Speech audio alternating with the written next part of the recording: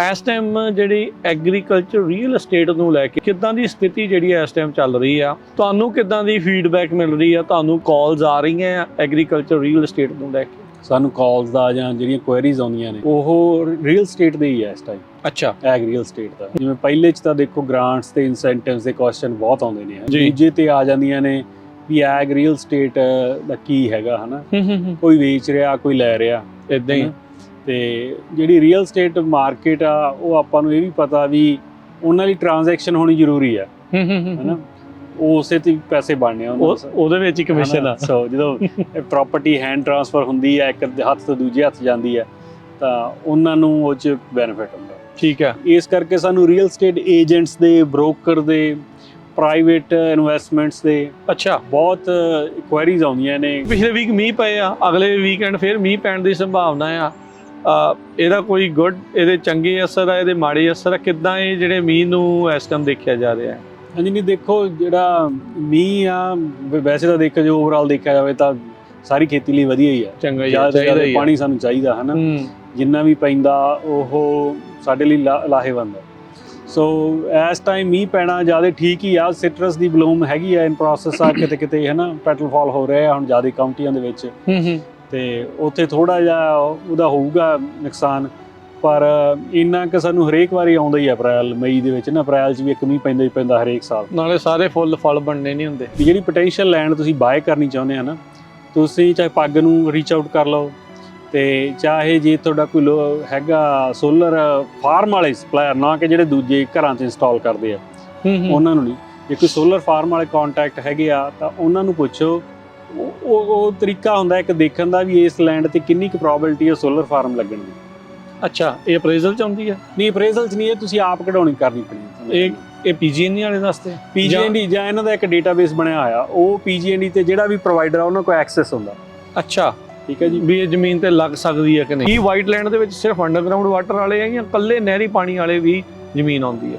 ਜੀ ਉਹ ਸਾਰੇ ਅੰਡਰਗਰਾਉਂਡ ਵਾਟਰ ਵਾਲੇ ਜਿਹੜੇ ਵਾਈਟ ਲੈਂਡ ਆ। ਸਿਗਮਾ ਨਹੀਂ ਵਾਈਟ ਲੈਂਡ ਵਾਲੀ ਟਰਮ ਦਿੱਤੀ ਆਪਾਂ ਨੂੰ। ਠੀਕ ਹੈ, ਸਿਗਮਾ ਹੈਗਾ ਸਸਟੇਨੇਬਿਲਿਟੀ ਗਰਾਊਂਡ ਵਾਟਰ, ਜਿਹੜਾ ਜ਼ਮੀਨ ਧਰਤੀ ਹੇਠ ਸਰਫੇਸ ਵਾਟਰ ਆਲਰੇਡੀ ਰੈਗੂਲੇਟ ਹੋਇਆ। ਠੀਕ ਹੈ, ਆਪਾਂ ਨੂੰ ਪਤਾ ਨਹੀਂ ਲੱਗ ਰਿਹਾ, ਬਟ ਤਾਂ ਹੀ ਆਪਣੇ ਰਾਈਟਸ ਬਣੇ ਨੇ ਨਾ ਕਿ ਤੁਸੀਂ ਇੰਨਾ ਹੀ ਪਾਣੀ ਲੈਣਾ, ਉਹ ਸਾਰਾ ਰੈਗੂਲੇਟ ਹੋਇਆ। ਵਾਰੀ ਆਈ ਹੈ ਤੁਹਾਡੀ, ਐਂ ਤਾਂ ਹੈ ਨਹੀਂ ਵੀ ਆਪਾਂ ਜੇ ਆਪਣੇ ਕੋਲ ਦੀ ਨਹਿਰ ਜਾਂਦੀ ਆਪਾਂ ਪੈਪ ਸੈੱਟ ਲੈ ਤੇ ਲਾਗੇ ਵਰਤਣ, ਉਹ ਅਨਰੈਗੂਲੇਟਡ। ਜਦੋਂ ਹੁਣ ਆਪਾਂ ਨੂੰ ਪਤਾ ਵੀ ਇਹ ਬੰਦੇ ਨੂੰ ਇੰਨਾ ਹੀ ਪਾਣੀ ਦੇਣਾ ਤੇ ਉਹ ਤੋਂ ਪੈਸੇ ਲੈਣੇ, ਉਹ ਰੈਗੂਲੇਟਡ। ਹੁਣ ਬਹੁਤ ਸਾਰੇ ਬੰਦੇ ਲੈਂਡ ਬਾਏ ਕਰਨ ਨੂੰ ਤਿਆਰ ਆ, but they are buying only at $5,000 to $10,000 an acre, ਜੋ ਲੱਗਦਾ ਵੀ ਜਾਇਜ਼ ਹੈ। 5 ਤੋਂ 10,000 ਤੋਂ ਜੇ ਉਹ ਕਹਿੰਦੇ ਬਾਹਰ ਆ ਤਾਂ ਬੇਸਿਕਲੀ ਉਹ ਨਹੀਂ ਖਰੀਦਦੇ, ਕਿਉਂਕਿ ਉਹਨਾਂ ਨੂੰ ਪਤਾ ਵੀ ਉਹ ਬੰਦਿਆਂ ਨੂੰ ਵੇਚਣੀ ਵੀ ਪੈਣੀ, ਉਹਨਾਂ ਦਾ ਸਰਨਾ ਨਹੀਂ। ਸੋ ਬਾਇਰ ਮਾਰਕੀਟ ਆ। ਜੇ ਤੁਹਾਡੇ ਕੋਲੇ ਪਾਣੀ ਹੈ ਨਹੀਂਗਾ ਫਿਰ ਬਾਇਰ ਮਾਰਕੀਟ ਆ, ਜੇ ਪਾਣੀ ਹੈਗਾ ਫਿਰ ਸੈਲਰ ਮਾਰਕੀਟ। ਇਸ ਟਾਈਮ ਪੱਗ ਦੇ ਕਿੰਨੇ ਕੁ ਮੈਂਬਰ ਨੇ? ਦੇਖੋ ਜਿਹੜੇ ਟੋਟਲ ਮੈਂਬਰ ਅਕਾਊਂਟ ਆ ਉਹ 450 ਤੋਂ ਉੱਪਰ ਆ ਸਾਡੀ। ਜੇ ਕਿਸੇ ਨੇ ਬਣਨਾ ਹੈ ਮੈਂਬਰ, ਉਹ ਰਜਿਸਟਰ ਕਰਨਾ ਹੈ, ਕਿੱਦਾਂ ਕਰਨਾ? ਕੋਈ ਬੜੀ ਬੇਸਿਕ ਜੀ ਇਨਫੋਰਮੇਸ਼ਨ ਆ, ਉਹ ਆਪਾਂ ਆਨਲਾਈਨ 3-4 ਕੁਐਸਚਨ ਜਿਹੇ ਨੇ, ਬਸ ਉਹ ਭਰ ਦਿਓ ਤੁਸੀਂ ਫਾਰਮ, ਹੈ ਨਾ। ਵੈਬਸਾਈਟ ਤੇ ਆਨਲਾਈਨ ਆ www.pagusa.com, ਜਾਂ ਤੁਸੀਂ ਮੈਨੂੰ ਫੋਨ ਕਰ ਲਓ, ਮੈਂ ਲਿੰਕ ਵੀ ਭੇਜ ਦੇਵਾਂਗਾ, ਹੈ ਨਾ। ਤੇ ਉਹਦੇ ਤੇ ਫਿਰ ਤੁਸੀਂ ਰਜਿਸਟਰ ਕਰਕੇ ਫਿਰ ਤੁਹਾਨੂੰ ਅਸੀਂ ਉਹ ਸਾਰੇ ਜਿਹੜੀ ਕਮਿਊਨੀਕੇਸ਼ਨ ਚੈਨਲਸ ਐਡ ਕਰ ਦਿੰਦੇ ਆ। ਫ੍ਰੀ ਆਫ ਕਾਸਟ ਆ, ਪੱਗ ਦੀ ਕੋਈ ਮੈਂਬਰਸ਼ਿਪ ਨਹੀਂ। ਪੱਗ ਕਿਤੇ ਵੀ ਕਿਸੇ ਵੀ ਪੁਆਇੰਟ ਤੇ ਕਿਸੇ ਵੀ ਪੈਸੇ ਵਾਲੇ ਕੰਮ 'ਚ ਇਨਵੋਲਵ ਨਹੀਂ ਗੀ, ਜਿੰਨੀ ਵੀ ਸਰਵਿਸ ਆ ਉਹ ਫ੍ਰੀ ਆ। ਸਤਿ ਸ੍ਰੀ ਅਕਾਲ। Punjabi radio USA, Punjabi TV USA ਦੇ ਉੱਤੇ ਆਪ ਸਭ ਦਾ ਸਵਾਗਤ ਹੈ। ਮੈਂ ਰਾਜਕਨਵੀਰ ਸਿੰਘ। ਅਪਡੇਟ ਫਾਰਮਿੰਗ ਪ੍ਰੋਗਰਾਮ ਦੇ ਵਿੱਚ ਤੁਹਾਨੂੰ ਸਭ ਨੂੰ ਜੀ ਆਇਆਂ ਨੂੰ ਆਖਦੇ ਹਾਂ। ਮੇਰੇ ਨਾਲ ਜੁੜ ਚੁੱਕੇ ਨੇ ਇਸ time Arshdeep Singh, Punjabi American growers group ਤੋਂ। ਅਰਸ਼ਦੀਪ ਸਿੰਘ ਜੀ, ਆਇਆਂ ਨੂੰ ਸਵਾਗਤ ਹੈ। ਸਤਿ ਸ੍ਰੀ ਅਕਾਲ ਜੀ। ਹਾਂਜੀ, ਸਤਿ ਸ੍ਰੀ ਅਕਾਲ ਰਾਜਕਰਨ ਜੀ, ਸਾਰੇ ਸੁਣਨ ਵਾਲੇ ਤੇ ਦੇਖਣ ਵਾਲੇ ਸਰੋਤਿਆਂ ਨੂੰ ਸਤਿ ਸ੍ਰੀ ਅਕਾਲ। ਸੋ ਫਾਰਮਿੰਗ ਦੇ ਨਾਲ ਗੱਲਬਾਤ ਆਪਾਂ ਕਰਦੇ ਹਾਂ ਕਿ ਕੈਲੀਫੋਰਨੀਆ ਦੀ ਖਾਸ ਕਰਕੇ ਖੇਤੀਬਾੜੀ ਨੂੰ ਲੈ ਕੇ ਲੇਟੈਸਟ ਚੱਲ ਰਿਹਾ ਆ, ਉਸ ਬਾਰੇ ਜਿਹੜੀ ਹੀ ਆਪਾਂ ਚਰਚਾ ਜਿਹੜੀ ਇਸ ਪ੍ਰੋਗਰਾਮ ਦੇ ਵਿੱਚ ਕਰਦੇ ਰਹਿੰਦੇ ਹਾਂ। ਸਾਡੇ ਅੱਜ ਦੇ ਇਸ ਪ੍ਰੋਗਰਾਮ ਨੂੰ ਤੁਹਾਡੇ ਸਾਰਿਆਂ ਤੱਕ ਪਹੁੰਚਾਉਣ 'ਚ ਸਹਿਯੋਗ ਕਰਦੇ ਨੇ ਜਸਬੀਰ ਸਿੰਘ ਨੇਜਰ ਜੀ ਟ੍ਰੇਸੀ ਤੋਂ, ਐਲਮੰਡ ਬੋਰਡ ਆਫ ਕੈਲੀਫੋਰਨੀਆ ਤੇ USDA ਦਾ NRCS ਮਹਿਕਮਾ। ਇਹਨਾਂ ਸਾਰਿਆਂ ਦਾ ਅਸੀਂ ਧੰਨਵਾਦ ਕਰਦੇ ਹਾਂ। ਤੁਸੀਂ ਵੀ ਜੇ ਇਸ ਪ੍ਰੋਗਰਾਮ ਨੂੰ ਸਪਾਂਸਰ ਕਰਨਾ ਹੈ, ਸੰਪਰਕ ਕਰੋ 408 272 5200 ਦੇ ਉੱਤੇ। ਅਰਸ਼ਦੀਪ ਸਿੰਘ, ਸੀਜ਼ਨ ਚੱਲ ਪਿਆ ਖੇਤੀਬਾੜੀ ਦੇ ਵਿੱਚ, ਹਰ ਇੱਕ ਪਾਸੇ ਜਿਹੜੀ ਚਹਿਲ ਕਦਮੀ ਆ ਖੇਤਾਂ ਦੇ ਵਿੱਚ, ਕਾਫੀ ਕੁਛ ਜਿਹੜੀਆਂ ਇਸ ਟਾਈਮ ਅਪਡੇਟਸ ਆ ਰਹੀਆਂ ਆ। ਬਦਾਮਾਂ ਵਾਲੇ ਵੀ ਬਿਜ਼ੀ ਨੇ, ਪਿਸਤੇ ਵਾਲੇ ਵੀ ਬਿਜ਼ੀ ਆ, ਸੌਗੀ ਵਾਲੇ ਵੀ ਜਿਹੜੇ ਉਹ ਬਿਜ਼ੀ ਚੱਲ ਰਹੇ ਨੇ। ਇਸ ਟਾਈਮ ਸਪਰਿੰਗ ਪੂਰੀ ਚੱਲ ਰਹੀ ਆ, ਜਿੱਦਾਂ ਕਹਿ ਲਓ ਵੀ ਬਸੰਤ ਦਾ ਮੌਸਮ ਆ, ਸਭ ਕੁਝ ਖਿੜ ਰਿਹਾ ਆ। ਇਸ ਤੋਂ ਇਲਾਵਾ ਹੋਰ ਜੇ ਤੁਸੀਂ ਕੋਈ ਸਭ ਤੋਂ ਪਹਿਲਾਂ ਪ੍ਰੋਗਰਾਮ ਦੇ ਵਿੱਚ ਅਪਡੇਟਸ ਕਰਦੇ ਹੋ ਵੀ ਕੀ ਖੇਤਾਂ ਦੇ ਵਿੱਚ ਹੋਰ ਅਪਡੇਟਸ ਚੱਲ ਰਹੀਆਂ ਆ? ਹਾਂਜੀ, ਨਹੀਂ ਜਿਵੇਂ ਤੁਸੀਂ ਕਿਹਾ ਖੇਤਾਂ ਦੇ ਵਿੱਚ ਕਾਫੀ ਕੰਮ ਸ਼ੁਰੂ ਹੋ ਜਾਂਦਾ ਨਾ ਮਾਰਚ ਅਪ੍ਰੈਲ ਦੇ ਵਿੱਚ। ਮਾਰਚ 'ਚ ਜਿਵੇਂ ਆਪਾਂ ਅੱਗੇ ਵੀ ਕਈ ਵਾਰ ਕਵਰ ਕੀਤਾ ਵੀ ਬਲੂਮ ਸਪਰੇ ਵਗੈਰਾ ਜਾਂ ਫਰਵਰੀ ਮਾਰਚ 'ਚ ਹੋਣ ਲੱਗ ਜਾਂਦੀਆਂ ਹੈ ਨਾ। ਅਤੇ ਉਦੋਂ ਬਾਅਦ ਦੇ ਵਿੱਚ ਜਦੋਂ ਅਪ੍ਰੈਲ ਆਉਂਦਾ, ਮੈਨੂੰ ਲੱਗਦਾ ਵੀ ਅਪ੍ਰੈਲ ਸਾਡੇ ਲਈ ਸਭ ਤੋਂ ਬਿਜ਼ੀ ਮਹੀਨਿਆਂ ਦੇ ਵਿੱਚੋਂ ਆ ਜਾਂਦਾ ਹੈ ਨਾ। ਹਾਂ, ਅਤੇ ਉਹਦਾ ਕਾਰਨ ਵੀ ਇਰੀਗੇਸ਼ਨ ਆਨ ਹੋਣੀਆਂ ਹੁੰਦੀਆਂ ਨੇ, ਅਤੇ ਡਿਚ ਵਾਟਰ ਆ ਜਾਂਦਾ, ਜ਼ਿਆਦਾ ਡਿਲੀਵਰੀਆਂ ਸ਼ੁਰੂ ਹੋ ਜਾਂਦੀਆਂ ਨੇ, ਉਹਨੂੰ ਸੈਟਅਪ ਕਰਨਾ। ਸਿਆਲਾਂ 'ਚ ਜਿੰਨਾ ਵੀ ਡੈਮੇਜ ਹੋਇਆ ਹੁੰਦਾ, ਕੋਈ ਡ੍ਰਿਪ ਲਾਈਨਸ ਨੂੰ ਕੋਈ ਹੈ ਨਾ, ਸਾਰਾ ਉਹ ਚੈੱਕ ਕਰਨੀਆਂ ਅਤੇ ਉਹਨੂੰ ਫਲਸ਼ ਕਰਨੀਆਂ ਕਰਕੇ ਅਤੇ ਫਿਰ ਉਹਨੂੰ ਐਕਟਿਵਲੀ ਸਟਾਰਟ ਕਰਨਾ। ਅਤੇ ਮੈਨੂੰ ਐਂ ਲੱਗਦਾ ਹੁੰਦਾ ਪਰਸਨਲੀ ਵੀ ਜਿਵੇਂ ਪੰਜਾਬ 'ਚ ਜਦੋਂ ਝੋਨਾ ਲਾਉਂਦੇ ਨੇ ਵੀ ਜੱਟ ਘਰੋਂ ਨਹੀਂ ਲੱਭਦੇ ਹੁੰਦੇ, ਅਤੇ ਉਹੋ ਜਿਹਾ ਹਾਲ ਹੀ ਸਾਡਾ ਅਪ੍ਰੈਲ 'ਚ ਆ ਕੇ ਇੱਥੇ ਜ਼ਿਮੀਂਦਾਰਾਂ ਦਾ ਇਹੀ ਹਾਲ ਆ ਹੈ। ਹਾਂਜੀ ਬਿਲਕੁਲ। ਨਹੀਂ ਚਲੋ, ਤੇ ਬਹੁਤ ਵਧੀਆ ਚੰਗੀ ਗੱਲ ਜਿਹੜੀ ਇਹ ਹੈਗੀ ਆ। ਪਿਛਲੇ ਵੀਕ ਮੀਂਹ ਪਏ ਆ, ਅਗਲੇ ਵੀਕਐਂਡ ਫਿਰ ਮੀਂਹ ਪੈਣ ਦੀ ਸੰਭਾਵਨਾ ਆ। ਇਹਦਾ ਕੋਈ ਇਹਦੇ ਚੰਗੇ ਅਸਰ ਆ, ਇਹਦੇ ਮਾੜੇ ਅਸਰ ਆ, ਕਿੱਦਾਂ ਇਹ ਜਿਹੜੇ ਮੀਂਹ ਨੂੰ ਇਸ ਟਾਈਮ ਦੇਖਿਆ ਜਾ ਰਿਹਾ? ਹਾਂਜੀ, ਨਹੀਂ ਦੇਖੋ ਜਿਹੜਾ ਮੀਂਹ ਆ ਵੈਸੇ ਤਾਂ ਦੇਖੋ ਜੋ ਓਵਰਆਲ ਦੇਖਿਆ ਜਾਵੇ ਤਾਂ ਸਾਰੀ ਖੇਤੀ ਲਈ ਵਧੀਆ ਹੀ ਆ। ਚੰਗਾ ਹੀ ਜ਼ਿਆਦਾ ਪਾਣੀ ਸਾਨੂੰ ਚਾਹੀਦਾ ਹੈ ਨਾ, ਜਿੰਨਾ ਵੀ ਪੈਂਦਾ ਉਹ ਸਾਡੇ ਲਈ ਲਾਹੇਵੰਦ ਆ। ਅਤੇ ਮੈਂ ਤੁਹਾਨੂੰ ਪਿਛਲੇ ਸਾਲ ਦੀ ਗੱਲ ਦੱਸਦਾ, ਮਈ 'ਚ ਇੱਕ ਵਾਰੀ ਮੀਂਹ ਪਿਆ ਇੱਕ ਦਿਨ, ਅਤੇ ਮੈਂ ਉਸ ਟਾਈਮ ਆਪਣੇ ਡੈਲਟਾ ਮੰਡੋਟਾ ਏਰੀਏ ਦੇ ਵਿੱਚ ਸੀਗਾ। ਠੀਕ ਹੈ। ਅਤੇ ਉਹ ਗਰੋਰ ਉੱਥੇ ਮਤਲਬ 240 ਏਕੜ ਦੀ ਖੇਤੀ ਕਰਦਾ, ਅਤੇ ਉਹ ਕਹਿੰਦਾ ਭਾਜੀ ਕਹਿੰਦਾ ਵੀ ਕਈ $1000 ਬਚ ਗਿਆ ਮੀਂਹ ਨਾਲ, ਵੀ ਮੋਟਰ ਨਹੀਂ ਚੱਲਣੀ ਹਫ਼ਤਾ। ਹਾਂ, ਇੰਨਾ ਖੁਸ਼ੀ ਹੋਈ। ਅਤੇ ਵੀ ਮੀਂਹ ਦਾ ਤਾਂ ਇੰਨਾ ਫਰਕ ਪੈ ਜਾਂਦਾ ਸਾਨੂੰ। ਜੇ ਦੇਖੋ ਜਿਹੜੇ ਬਾਕੀ ਦੇ ਬੈਨੀਫਿਟ ਨੇ ਵੀ ਰੀਚਾਰਜ ਹੁੰਦਾ, ਟਰੀਆਂ ਲਈ ਵਧੀਆ, ਉਹ ਤਾਂ ਹੈ ਹੀ ਹੈ। ਮੋਟਰਾਂ ਜਦੀ ਬੰਦ ਹੋ ਜਾਂਦੀਆਂ ਨਾ ਇਹਨਾਂ 'ਤੇ ਕਿੰਨਾ ਕੁ ਮੀਂਹ ਪੈਂਦਾ ਸਾਰਾ ਉਹ 'ਤੇ ਡਿਪੈਂਡ ਕਰਦਾ। ਸੋ ਇਸ ਟਾਈਮ ਮੀਂਹ ਪੈਣਾ ਜ਼ਿਆਦਾ ਠੀਕ ਹੀ ਆ। ਸਿਟਰਸ ਦੀ ਬਲੂਮ ਹੈਗੀ ਆ, ਇਨ ਪ੍ਰੋਸੈਸ ਆ, ਕਿਤੇ ਕਿਤੇ ਹੈ ਨਾ ਪੈਟਲ ਫਾਲ ਹੋ ਰਿਹਾ ਹੁਣ ਜ਼ਿਆਦਾ ਕਾਉਂਟੀਆਂ ਦੇ ਵਿੱਚ, ਅਤੇ ਉੱਥੇ ਥੋੜ੍ਹਾ ਜਿਹਾ ਉਹਦਾ ਹੋਊਗਾ ਨੁਕਸਾਨ, ਪਰ ਇੰਨਾ ਕੁ ਸਾਨੂੰ ਹਰੇਕ ਵਾਰੀ ਆਉਂਦਾ ਹੀ ਆ ਅਪ੍ਰੈਲ ਮਈ ਦੇ ਵਿੱਚ ਨਾ। ਅਪ੍ਰੈਲ 'ਚ ਵੀ ਇੱਕ ਮੀਂਹ ਪੈਂਦਾ ਹੀ ਪੈਂਦਾ ਹਰੇਕ ਸਾਲ, ਨਾਲੇ ਸਾਰੇ ਫਲ ਬਣਨੇ ਨਹੀਂ ਹੁੰਦੇ। ਹਾਂਜੀ, ਅਤੇ ਕੁਛ ਕੁ ਜਿਵੇਂ ਹੁਣ ਫਲ ਬਣ ਚੁੱਕਿਆ ਹੈ ਨਾ, ਸ਼ੁਰੂ ਹੋ ਗਿਆ ਫਰੂਟ ਡਿਵੈਲਪ ਹੋਣਾ, ਅਤੇ ਉਦੋਂ ਇੰਨਾ ਡੈਮੇਜ ਨਹੀਂ ਹੁੰਦਾ ਜਿੰਨਾ ਕਿ ਜਦੋਂ ਫੁੱਲ ਹੀ ਇਕੱਲੇ ਨਿਕਲੇ ਨੇ ਅਤੇ ਉਦੋਂ ਜ਼ਿਆਦਾ ਡੈਮੇਜ ਹੋ ਜਾਂਦਾ। ਅੱਛਾ, ਅਤੇ ਹੁਣ ਜਦੋਂ ਸਿਟਰਸ ਦੇ ਲਈ ਕੀ ਫਰਟੀਲਾਈਜ਼ਰ ਦਾ ਟਾਈਮ ਆ? ਹਾਂ, ਹੁਣ ਅਸੀਂ ਲਾ ਰਹੇ ਹਾਂ ਜਿੰਨੀਆਂ ਵੀ ਨਾਈਟ੍ਰੋਜਨ ਜਾਂ ਜਿੰਨੇ ਵੀ ਸਾਡੇ ਮੈਕਰੋ ਜਾਂ ਮਾਈਕਰੋ ਨਿਊਟਰੀਅਨ ਨੇ ਉਹ ਐਡ ਕਰ ਰਹੇ ਹਾਂ ਅਸੀਂ। ਜਿਹੜੇ ਆਮ ਘਰਾਂ ਵਾਲੇ ਉਹ NPK ਪਾ ਲੈਣ? ਹਾਂ, ਉਹ ਆਪਾਂ ਨੂੰ ਤੁਹਾਨੂੰ ਰੂੜੀ ਪਾਉਣੀ ਚਾਹੀਦੀ ਵੈਸੇ ਤਾਂ। ਜੇ ਘਰਾਂ ਵਾਲਿਆਂ ਲਈ ਤਾਂ ਇਹੀ ਆ ਵੀ ਜੇ ਕਿਤੇ ਨੇੜੇ ਤੇੜੇ ਕੋਈ ਡੈਰੀ ਆ ਤਾਂ ਉਹ ਔਰਗੈਨਿਕਲੀ ਤੁਸੀਂ ਜ਼ਿਆਦਾ ਰੱਖੋ ਹੈ ਨਾ। ਅਤੇ ਜੇ ਕਿਸੇ 'ਚ ਲੱਗਦਾ ਵੀ ਪੱਤੇ ਪੀਲੇ ਆ ਜਾਂ ਕੋਈ ਹੋਰ ਚੀਜ਼ ਆ ਤਾਂ ਉਹ ਤੁਸੀਂ ਜਿਵੇਂ ਜਿਹੋ ਜਿਹਾ ਵੀ ਮਿਲਦਾ ਹੋਮ ਡੀਪੋ ਤੋਂ ਜਾਂ ਟਰੈਕਟਰ ਸਪਲਾਈ ਤੋਂ ਹੈ ਨਾ, ਅਤੇ NPK ਆ ਉਹ ਤੁਸੀਂ ਥੋੜ੍ਹੀ ਐਡ ਕਰ ਦਿਓ। ਠੀਕ ਹੈ। ਅਤੇ ਕਾਫੀ ਥੋੜ੍ਹੀ ਰਿਕੁਆਇਰਮੈਂਟ ਹੁੰਦੀ ਹੈ ਟਰੀ ਦੀ, ਸੋ ਉਸ ਹਿਸਾਬ ਨਾਲ ਹੀ ਜ਼ਿਆਦਾ ਪਾਉਣ ਦੀ ਲੋੜ ਨਹੀਂ ਹੈ। ਅੱਛਾ। ਅਤੇ ਜਿਵੇਂ 1 ਏਕੜ 'ਚ 20 ਕੁ ਗੇਲਣਾਂ ਜਾਂਦੀਆਂ ਹੁੰਦੀਆਂ ਨੇ ਜਿਹੜੀਆਂ ਸਾਡੇ ਲਿਕੁਇਡ ਦੀ ਗੱਲ ਕਰਦੇ, ਪਰ ਮੋਸਟਲੀ ਲੋਕਾਂ ਕੋਲ ਦਾਣੇਦਾਰ ਹੁੰਦੀ ਹੈ। ਹਾਂ, ਦਾਣੇ ਉਹ ਤੇ ਕੁਆਂਟੀਟੀ ਲਿਖੀ ਹੁੰਦੀ ਹੈ ਨਾ, ਜਿਹੜੀ ਵੀ ਅੱਡ ਤਰੀਕੇ। ਠੀਕ ਹੈ। ਅਤੇ ਉਹ ਹੁਣ ਪਾ ਸਕਦੇ ਹਾਂ, ਬਿਲਕੁਲ ਪਾ ਸਕਦੇ ਹਾਂ। ਹੁਣ ਜਦੋਂ ਹੁਣ ਫਰੂਟ ਨੇ ਡਿਵੈਲਪ ਹੋਣਾ ਨਾ ਜੀ, ਉਦੋਂ ਵੀ ਉਹਨੇ ਨਾਈਟ੍ਰੋਜਨ ਯੂਜ਼ ਕਰਨੀ ਬਹੁਤ। ਠੀਕ ਆ। ਅਤੇ ਉਹ ਸੋ ਹੁਣ ਟਾਈਮ ਆ ਜੇ ਪਾਉਣੀ ਆ, ਇਹ ਤੋਂ ਬਾਅਦ 'ਚ ਫੇਰ ਆਊਗਾ ਇੱਕ ਵਾਰੀ ਟਾਈਮ। ਅਤੇ ਜਿਹੜੇ ਟਰੀ ਦੇ ਨਵੇਂ ਪੱਤੇ ਨਿਕਲ ਰਹੇ ਆ ਉਹਨਾਂ ਲਈ ਵੀ ਜ਼ਰੂਰੀ ਆ। ਸੋ ਸਾਰਿਆਂ ਲਈ ਵੀ ਹੁਣ ਜਿੰਨਾ ਕੁ ਫਰਟੀਲਾਈਜ਼ਰ ਆ ਮਾਰਚ ਅਪ੍ਰੈਲ 'ਚ ਪੈ ਜਾਵੇ ਚੰਗੀ ਗੱਲ ਹੀ। ਚੰਗਾ ਗੱਲ ਆ। ਸੋ ਇਹੀ ਟਾਈਮ ਆ ਡਿਵੈਲਪਮੈਂਟ ਦਾ, ਅਤੇ ਇੱਥੇ ਸਭ ਤੋਂ ਜ਼ਿਆਦਾ ਜਿਹੜੀ ਉਹ ਜ਼ਰੂਰਤ ਹੈਗੀ ਆ। ਅਤੇ ਅਰਸ਼ਦੀਪ ਸਿੰਘ, ਤੁਸੀਂ ਪਾਣੀ ਦੀ ਗੱਲ ਕੀਤੀ ਸੀ, ਉਹਦੀ ਗੱਲ ਕਰਦੇ ਸੀ ਵੀ ਡੈਲਟਾ ਮੰਡੋਟਾ ਵਾਲਾ ਕਹਿੰਦਾ ਵੀ ਇੱਕ ਹਫ਼ਤਾ ਹੁਣ ਚਲੋ ਮੋਟਰ ਨਹੀਂ ਚੱਲਣੀ, ਪਾਣੀ ਦਾ ਬਹੁਤ ਰੌਲਾ।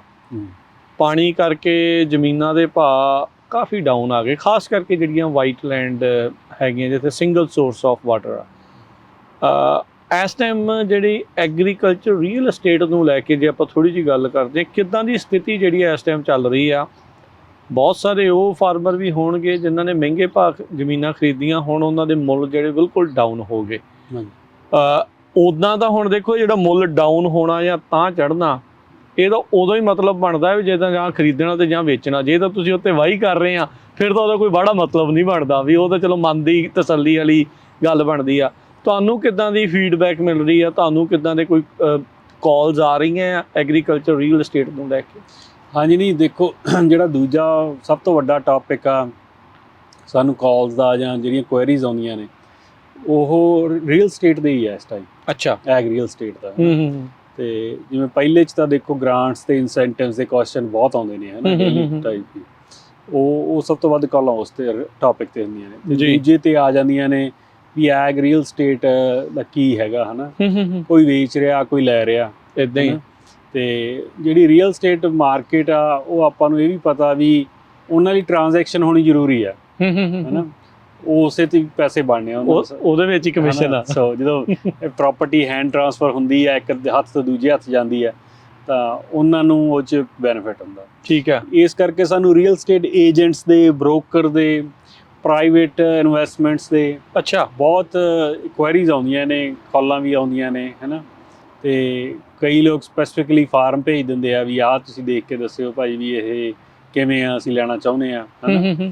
ਤੇ ਜਾਂ ਕਈ ਇਹੋ ਜਿਹੇ ਵੀ ਗਰੋਅਰ ਆ ਜਿਨ੍ਹਾਂ ਨੇ ਕਹਿੰਦੇ ਵੀ ਵੇਚਣੀਆਂ, ਵੀ ਕਿੰਨੇ ਕੁ ਦੀ ਲਾਈ ਇਹਦਾ ਸੇਲ ਪ੍ਰਾਈਸ, ਹੈ ਨਾ। ਤੇ ਉਹਦੇ ਵਿੱਚ ਕਾਫੀ ਐਕਟੀਵਿਟੀ ਹੋ ਰਹੀ ਹੈ ਇਸ ਟਾਈਮ। ਅੱਛਾ। ਹਾਂਜੀ। ਕਿਹੜੇ ਇਲਾਕੇ 'ਚ ਜ਼ਿਆਦਾ ਹੈ? ਜ਼ਿਆਦਾ ਦੇਖੋ ਸੈਨੋਕਿਨ ਵੈਲੀ 'ਚ ਹੀ ਜ਼ਿਆਦਾ ਹੋਣੀ ਆ ਮੂਵਮੈਂਟ। ਉਹਦਾ ਕਾਰਨ ਸਿਗਮਾ ਹੀ ਆ, ਹੈ ਨਾ। ਤੇ ਕਿਉਂਕਿ ਆਪਾਂ ਨੂੰ ਪਤਾ ਵੀ ਕਾਫੀ ਲੈਂਡ ਉੱਤੇ ਇਫੈਕਟ ਹੋ ਜਾਣੀ ਆ, ਚਾਹੇ ਉਹ ਮਿਲੀਅਨ ਆ ਜਾਂ 1.5 ਮਿਲੀਅਨ ਏਕੜ ਆ, ਜਿੰਨੀ ਵੀ ਹੈਗੀ ਆ, ਹੈ ਨਾ। ਜੇ ਉਹ ਫੈਲੋ ਹੁੰਦੀ ਆ ਤਾਂ ਪਹਿਲਾਂ ਜਿਹੜੀ ਉਹ ਲੈਂਡ ਤੇ ਹੁਣ ਮੌਰਗੇਜਸ ਨੇ, ਚਾਹੇ ਉਹ ਤੁਸੀਂ ਕਹਿ ਲਓ ਵੀ ਬੈਂਕਰਪਸੀ ਥਰੂ ਆ, ਚਾਹੇ ਬੰਦਾ ਆਪ ਵੇਚ ਲੈਂਦਾ ਵੀ ਪਹਿਲਾਂ ਹੀ ਵੇਚ ਦਿਓ ਜਿੰਨੇ ਦੀ ਵਿਕਦੀ ਆ, ਹੈ ਨਾ, ਉਹ ਟ੍ਰਾਂਜੈਕਸ਼ਨ ਤਾਂ ਹੋਣੀ ਆ ਠੀਕ ਹੈ ਨਾ। ਸੋ ਉਹਦੇ ਲਈ ਬਹੁਤ ਜ਼ਿਆਦਾ ਕਾਲਾਂ ਆਉਂਦੀਆਂ ਨੇ, ਹੈ ਨਾ, ਵੀ ਕਿੰਨੇ ਕੁ ਦੀ ਹੈ ਜੀ। ਕਈ ਹੁਣ ਮੈਂ ਆਪ ਵੀ ਜਦੋਂ ਹੁਣ ਇਸ ਫੀਲਡ 'ਚ ਹੈਗੇ ਆ ਆਪਾਂ, ਹੈ ਨਾ, ਤੇ ਖੇਤਾਂ 'ਚ ਜਿਹੜੇ ਕੱਢਦੇ ਮੌਕਾ ਮਿਲ ਜਾਂਦਾ, ਬੋਰਡ ਲੱਗਿਆ ਹੁੰਦਾ ਦੇਖਣ ਨੂੰ ਵੀ ਫॉर ਸੇਲ। ਹਾਂ, ਫॉर ਸੇਲ। ਤੇ ਮੈਂ ਆਪਦੀ ਕਿਉਰਿਓਸਿਟੀ ਲਈ ਕਾਲ ਕਰ ਲੈਣਾ ਵੀ ਹਾਂ ਵੀ ਕਿਵੇਂ ਆ, ਨਾ, ਗੱਡੀ ਜਾਂਦੇ ਹੋਰ ਕਰਨਾ ਵੀ ਕੀ ਹੁੰਦਾ ਤੁਸੀਂ ਤਾਂ ਵਧੀਆ ਨੀਂਦ ਨਹੀਂ ਆਉਂਦੀ। ਤੇ ਉਹ ਫਿਰ ਭਾਅ ਵੀ ਕਈ ਵਾਰ ਬੜੇ ਜਿਹੜੀ ਕਿ ਹੋਰ ਤਰੀਕੇ ਦੇ ਆਉਂਦੇ ਆ ਨਾ, ਹੋਰ ਤਰੀਕੇ ਤੋਂ ਬਾਅਦ ਜ਼ਿਆਦਾ, ਕਈ ਵਾਰ ਜ਼ਿਆਦਾ ਹੀ ਆਉਂਦੇ ਨੇ, ਮਤਲਬ ਉਨੀ ਵੈਲਿਊ ਨਹੀਂ ਹੁੰਦੀ। ਹੋਰ ਤਰੀਕੇ ਵਿੱਚ ਤਾਂ ਜ਼ਿਆਦਾ ਹੀ ਹੋ ਸਕਦਾ, ਘੱਟ ਤਾਂ ਕੋਈ ਨਹੀਂ ਲਾਉਂਦਾ। ਨਹੀਂ, ਘੱਟ ਤਾਂ ਦੇਖੋ ਕਿਹਨੇ ਲਾਉਣੀ ਆ, ਲਾਉਣਾ ਵੀ ਨਹੀਂ ਚਾਹੀਦਾ। ਹਾਂ। ਤੇ ਪਰ ਤੁਸੀਂ ਇਹ ਦੇਖ ਲਓ ਵੀ ਇਸ ਟਾਈਮ ਪ੍ਰਾਪਰਟੀਆਂ $5,000 ਏਕੜ ਤੋਂ ਲੈ ਕੇ ਵੀ $40-45,000 ਨੂੰ ਏਕੜ ਤੱਕ ਵੇਰੀ ਕਰਦੀਆਂ ਨੇ ਸੈਨੋਕਿਨ ਵੈਲੀ 'ਚ। ਐਗਲੈਂਡ ਦੀ ਗੱਲ ਕਰਦੇ ਆਪਾਂ, ਡਿਪੈਂਡ ਕਰਦਾ ਪਾਣੀ ਦੇ ਸੋਰਸ ਤੇ। ਹਾਂ, 5,000 ਏਕੜ ਤੋਂ ਲੈ ਕੇ। ਹਾਂਜੀ। ਆਪਾਂ ਇਹ ਵੀ ਕਹਿੰਦੇ ਜਾਈਏ ਵੀ ਆਪਾਂ ਉਹ ਲੈਂਡ ਨੂੰ ਨਹੀਂ ਕੰਸੀਡਰ ਕਰਦੇ ਜਿੱਥੇ ਹੋਰ ਪੋਟੈਂਸ਼ੀਅਲ ਆ, ਵੀ ਸਿਟੀ ਦੇ ਨੇੜੇ ਆ ਜਾਂ ਕੁਝ ਹੋਰ ਆ, ਉਹਨਾਂ ਦੇ ਭਾਅ ਤਾਂ ਜ਼ਿਆਦਾ ਹੀ ਆ। ਪਿਓਰ ਐਗਲੈਂਡ ਨੇ ਜਿਹੜੀਆਂ, ਉਹ 5 ਤੋਂ 45,000 ਦੇ ਵਿੱਚ ਡਿਵੈਲਪ ਹੋਈਆਂ। ਹਾਂ, ਡਿਵੈਲਪ ਹੋਈਆਂ ਬਕਾਇਦਾ। ਅੱਛਾ। ਸੋ ਇੰਨਾ ਜਣੀ ਭਾਅ ਦਾ ਫਰਕ ਪਿਆ ਹੋਇਆ। ਸੋ ਇਹ ਵੇਰੀਏਸ਼ਨ ਰੀਜ਼ਨ ਕੀ ਆ? ਹੁਣ ਜਿਹੜਾ ਵੇਚਣ ਵਾਲਾ ਆ, ਜੇ ਹੁਣ ਤੁਸੀਂ ਜਿੱਦਾਂ ਦੱਸਦੇ ਆ ਵੀ ਚਲੋ 5 ਤੋਂ 40 ਦੇ ਵਿੱਚ ਆ, ਕਿਸੇ ਦਾ ਵੇਖਿਆ ਜਾਵੇ ਤਾਂ ਮੁੱਲ 10-15 ਹੋਵੇ ਤੇ ਲਾਇਆ ਉਹਨਾਂ ਨੇ 30 ਹੋਵੇ, ਇਹ ਇੰਨੀ ਵੇਰੀਏਸ਼ਨ ਫਿਰ ਕਿਉਂ? ਬੰਦੇ ਨੂੰ ਆਪ ਨੂੰ ਭੁਲੇਖਾ ਆ ਜਾਂ ਉਹ ਇਹ ਸੋਚਦਾ ਵੀ ਬਾਇਰ ਨੂੰ ਨਹੀਂ ਪਤਾ? ਹਾਂ, ਨਹੀਂ ਦੇਖੋ, ਇਹ ਜਿਹੜਾ ਹੁਣ ਜਿਹਦੀ ਪ੍ਰਾਪਰਟੀ ਆ, ਜਿਹਦੀ ਵੈਲਿਊ 30,000 ਸੀਗੀ 5 ਸਾਲ ਪਹਿਲਾਂ, ਹੈ ਨਾ, ਹਾਂ, ਉਹਨੂੰ ਵੀ ਮੈਨੂੰ ਲੱਗਦਾ ਵੀ ਇੱਕ ਭੁਲੇਖਾ ਤਾਂ ਬੰਦੇ ਨੂੰ ਹੁੰਦਾ ਵੀ ਸ਼ਾਇਦ ਵਿਕ ਜੇ, 25 ਨੂੰ ਵਿਕ ਜੇ, ਥੋੜੀ ਜਿਹੀ ਘੱਟ ਵਿਕ ਜੂਗੀ, ਹੈ ਨਾ, ਤੇ ਜਾਂ ਕੋਈ ਆ ਕੇ ਲੈ ਲਵੇ। ਤੇ ਜਿਹੜਾ ਹੁਣ ਜ਼ਿਆਦਾ, ਮੈਂ ਇੱਕ ਦੋ ਵਾਰ ਕੀ ਬਹੁਤ ਕਾਲਾਂ ਆਉਂਦੀਆਂ ਨੇ ਹੁਣ, ਜਿੱਥੇ ਅਗਲੇ ਪ੍ਰਾਪਰਟੀ ਭੇਜ ਦਿੰਦੇ ਆ ਵੀ ਅਸੀਂ ਆਹ ਪ੍ਰਾਪਰਟੀ ਲੈਣ ਲੱਗੇ ਹਾਂ ਜੀ, ਵੀ ਇਹਦੀ ਤੁਹਾਨੂੰ ਕੀ ਲੱਗਦਾ ਵੀ ਲੈਣੀ ਚਾਹੀਦੀ ਕਿ ਨਹੀਂ ਲੈਣੀ ਚਾਹੀਦੀ, ਹੈ ਨਾ। ਤੇ ਉਸ ਦੇ ਵਿੱਚ ਫਿਰ ਮੈਂ ਇਹਦੀ ਤਾਂ ਪਹਿਲਾਂ ਇਹ ਦੇਖਣਾ ਆਉਂਦਾ ਵੀ ਕਿੱਥੇ ਆ, ਪਾਣੀ ਦੇ ਸੋਰਸ ਕਿੰਨੇ ਆ, ਵਾਟਰ ਡਿਸਟ੍ਰਿਕਟ ਕਿਹੜਾ, ਹੈ ਨਾ, ਤੇ ਕੀ ਟਰੀ ਲੱਗੇ ਨੇ, ਕਿਹੋ ਜਿਹੀ ਹਾਲਤ ਆ, ਤੇ ਕਿਹੜੀ ਕ੍ਰੌਪ ਲੱਗੀ ਆ। ਜਾਣਾ ਵੀ ਪੈਂਦਾ ਜਾਂ ਆਨਲਾਈਨ ਹੀ ਹੁੰਦਾ? ਜ਼ਿਆਦਾ ਤਾਂ ਆਨਲਾਈਨ ਹੋ ਜਾਂਦਾ, ਜੇ ਜਾਣ ਦਾ ਤਾਂ ਮੈਂ ਬਹੁਤ ਘੱਟ ਆ, ਕਿਉਂਕਿ ਅੱਜ ਕੱਲ੍ਹ ਦੀ ਸਮਾਂ ਬਹੁਤ ਫਿਰ ਲੱਗ ਜਾਂਦਾ ਆਉਣ ਜਾਣ ਦਾ, ਹੈ ਨਾ। ਵੀ ਜਾਂ ਵੀਡੀਓ ਘੱਲ ਦੇਣਾ ਉੱਥੇ ਦੇਖ ਕੇ, ਪਿਕਚਰ ਵਗੈਰਾ ਲੋਕ ਸਾਰੀ ਜਿਹੜੀ ਐਡ ਹੁੰਦੀ ਨਾ, ਉਹ ਸਾਰੀ ਭੇਜ ਦਿੰਦੇ ਲਿੰਕ ਕਰ, ਸਾਰੀ ਡਿਸਕ੍ਰਿਪਸ਼ਨ ਹੁੰਦੀ ਆ। ਹੁਣ ਜਿਵੇਂ ਇਸ ਹਫ਼ਤੇ 'ਚ ਹੀ 2 ਪ੍ਰਾਪਰਟੀਆਂ ਆਈਆਂ ਸੀਗੀਆਂ, ਮੈਨੂੰ ਕਿਸੇ ਨੇ ਭੇਜੀਆਂ ਸੀਗੀਆਂ। ਠੀਕ ਹੈ। ਤੇ ਉਹ ਇੱਕ 500 ਏਕੜ ਦੇ ਨੇੜੇ ਆ ਮਡੇਰੇ 'ਚ, ਵਾਈਟ ਲੈਂਡ। ਠੀਕ ਹੈ ਨਾ। ਉਹਦਾ ਆਸਕਿੰਗ ਪ੍ਰਾਈਸ ਸੀ 14,500 ਸੀਗਾ, ਤੇ ਉਹ 10,000 ਤੇ ਉਹਨਾਂ ਦੀ ਨੈਗੋਸ਼ੀਏਸ਼ਨ ਹੋ ਰਹੀ ਹੈ ਇਸ ਟਾਈਮ। ਅੱਛਾ, 4,500 ਆਲਰੇਡੀ ਘਟ ਗਿਆ। ਹਾਂ, ਠੀਕ ਹੈ ਜੀ। ਤੇ ਰੀਜ਼ਨ ਇਹੀ ਹੈ ਵੀ ਲੈਂਡ ਦੀ ਵੈਲਿਊ ਨਹੀਂ ਨਾ ਹੈ ਉਨੀ। ਜਿੱਥੇ ਸਿੰਗਲ ਸੋਰਸ ਆਫ ਵਾਟਰ ਆ ਤੇ ਪਾਣੀ ਦਾ ਇਸ਼ੂ ਆ ਤੇ ਵੈਲ ਵਗੈਰਾ ਹੈ ਨਹੀਂ ਗੇ। ਜੇ ਵੈਲ ਹੈਗੇ ਵੀ ਆ ਤਾਂ ਉੱਤੇ ਫੀਸ ਐਂਡ ਪੈਨਲਟੀਆਂ ਲੱਗਣੀਆਂ ਨੇ ਸਿਗਮਾ ਵਾਲੀਆਂ, ਹੈ ਨਾ। ਤੇ ਉਹਨੇ ਕਾਫੀ ਲੈਂਡ ਡੀਵੈਲੂਏਟ ਕੀਤੀ ਹੈ। ਉਹ ਸਾਰੀਆਂ ਜੇ ਹੁਣ ਤੁਸੀਂ ਅਪਰੇਜ਼ਲ ਕਢਾਉਣੇ ਆ ਨਾ ਤਾਂ ਉਹ 10,000 ਦੇ ਨੇੜੇ ਤੇਰੀ ਅਪਰੇਜ਼ਲ ਆਉਣੀ ਉਹਨਾਂ ਦੀ। ਈਵਨ ਜੇ ਕੋਈ ਮਹਿੰਗੀ ਵੀ ਲਾਉਂਦਾ ਆ ਤਾਂ ਜਦੋਂ ਅਪਰੇਜ਼ਲ ਹੋਣਾ ਫਿਰ ਉਹ ਵੈਲਿਊ ਆਪਣੇ ਆਪ ਡਾਊਨ ਹੋ ਜਾਣੀ। ਹਾਂਜੀ, ਨਹੀਂ, ਇੱਕ ਪਿਛਲੇ ਮਹੀਨੇ ਦਾ ਹੀ ਕੇਸ ਆ ਤੇ ਮੈਂ ਉਹਨਾਂ ਨੂੰ ਕਿਹਾ ਸੀ ਕਿਉਂਕਿ ਉਹ ਪ੍ਰਾਪਰਟੀ ਲੈਣਾ ਚਾਹੁੰਦੇ ਸੀਗੇ ਚੌਚਲੇ, ਤੇ ਉਹ ਕਹਿੰਦੇ ਸੀ ਵੀ ਸਾਨੂੰ ਪ੍ਰਾਪਰਟੀ ਵਧੀਆ ਲੱਗਦੀ ਆ, ਹਨਾ, ਨੇੜੇ ਸੀ ਉਹਨਾਂ ਦੇ। ਤੇ ਉਹ ਜਿਹੜਾ ਬੰਦੇ ਦਾ ਸੀਗਾ ਆਸਕਿੰਗ ਪ੍ਰਾਈਸ ਮਤਲਬ 15,000 ਦੇ ਨੇੜੇ ਤੇੜੇ ਸੀਗਾ। ਠੀਕ ਤੇ ਹੈ, ਮੈਂ ਉਹਨਾਂ ਨੂੰ ਕਿਹਾ ਵੀ 15,000 ਦੀ ਪ੍ਰਾਪਰਟੀ ਹੈ ਨਹੀਂ ਗੀ ਇਹ, ਵੈਲਿਊ ਨਹੀਂ ਇਹਦੀ। ਵੀ ਪ੍ਰਾਪਰਟੀ 10-11 ਦੇ ਨੇੜੇ ਤੇੜੇ ਹੋਣੀ ਚਾਹੀਦੀ ਆ। ਤੇ ਉਹ ਉਹਨਾਂ ਦੀ ਅਪਰੇਜ਼ ਵੈਲਿਊ ਵੀ ਉਨੀ 11,500 ਨਿਕਲੀ ਹੈ, ਹਨਾ। ਤੇ ਉਹ ਬੈਂਕ ਕਹਿੰਦੀ ਵੀ ਜਦੋਂ ਉੱਪਰ ਦੇਣੇ ਤੁਸੀਂ ਆਪਦੇ ਪੱਲਿਓਂ ਦੇ ਦਿਓ, ਅਸੀਂ ਤਾਂ 11,500 ਦੇ ਹਿਸਾਬ ਨਾਲ ਲੋਨ ਕਰਨਾ ਜਿੰਨੀ ਅਪਰੇਜ਼ ਵੈਲਿਊ ਆਈ ਹੈ। ਹਨਾ। ਸੋ ਇਹ ਕੀ ਬੈਂਕ ਫਿਰ ਲੋਨ ਕਰ ਰਹੇ ਆ ਸਿੰਗਲ ਸੋਰਸ ਆਫ ਵਾਟਰ ਦੇ ਉੱਤੇ? ਸਿੰਗਲ ਸੋਰਸ ਆਫ ਵਾਟਰ ਤੇ ਬੈਂਕ ਦੀਆਂ ਟਰਮਸ ਐਂਡ ਕੰਡੀਸ਼ਨਸ ਹੋਰ ਆ, ਲੋਨ ਕਰ ਦਿੰਦੀਆਂ ਨੇ। ਇੱਕ ਤਾਂ ਦੇਖੋ ਪਹਿਲੀ ਗੱਲ ਇਹ ਆ ਵੀ ਉਹ ਇਹ ਚਾਹੁੰਦੇ ਆ ਵੀ ਤੁਸੀਂ ਸਹੀ ਭਾਅ ਤੇ ਖਰੀਦ ਰਹੇ ਹੋ, ਜ਼ਿਆਦਾ ਮਹਿੰਗੀ ਨਾ ਹੋਵੇ। ਹਾਂ, ਵੀ ਜੇ 11,000 ਅਪਰੇਜ਼ ਵੈਲਿਊ ਆ ਤਾਂ 11,000 ਦੀ ਖਰੀਦ ਰਹੇ ਆ, ਠੀਕ ਹੈ। ਫਿਰ ਉਹ ਚੋਂ ਇਹ ਕਹਿੰਦੇ ਵੀ ਤੁਸੀਂ 50% ਡਾਊਨ ਦੇ ਦਿਓ ਜੀ, 50% ਦਾ ਲੋਨ ਕਰ ਲੈਂਦੇ ਆ। ਜੇ ਰਾਦਰ ਕੇ ਰੈਗੂਲਰ ਪ੍ਰਾਪਰਟੀ 30-35% ਉਹਨਾਂ ਨੇ ਆਪਦੇ ਜਾਨੀ ਜਿਹੜਾ ਉਹ ਸੇਵ ਕਰ ਲਿਆ, ਹਨਾ, ਜਿਹੜੇ ਇੰਟਰਸਟ ਨੇ। ਤੇ ਬੈਂਕਸ ਲੋਨ ਦੇ ਦਿੰਦੀਆਂ ਨੇ ਉਹਦੇ ਤੇ, ਇਹ ਦੀ ਗੱਲ ਨਹੀਂ ਹੈ ਵੀ ਜਮਾ ਲੋਨ ਨਹੀਂ ਹੁੰਦਾ, ਹਨਾ। ਤੇ ਪਰ ਉਹਦੇ ਲਈ ਕਾਫੀ ਹੁਣ ਤੁਹਾਨੂੰ ਜਿਹੜਾ ਮੈਂ ਤਾਂ ਇਹੀ ਕਹਿੰਦਾ ਵੀ ਸਾਰਿਆਂ ਨੂੰ ਬਈ ਇੱਕ ਤਾਂ ਤੁਸੀਂ ਸਹੀ ਰੇਟ ਤੇ ਖਰੀਦੋ, ਠੀਕ ਆ।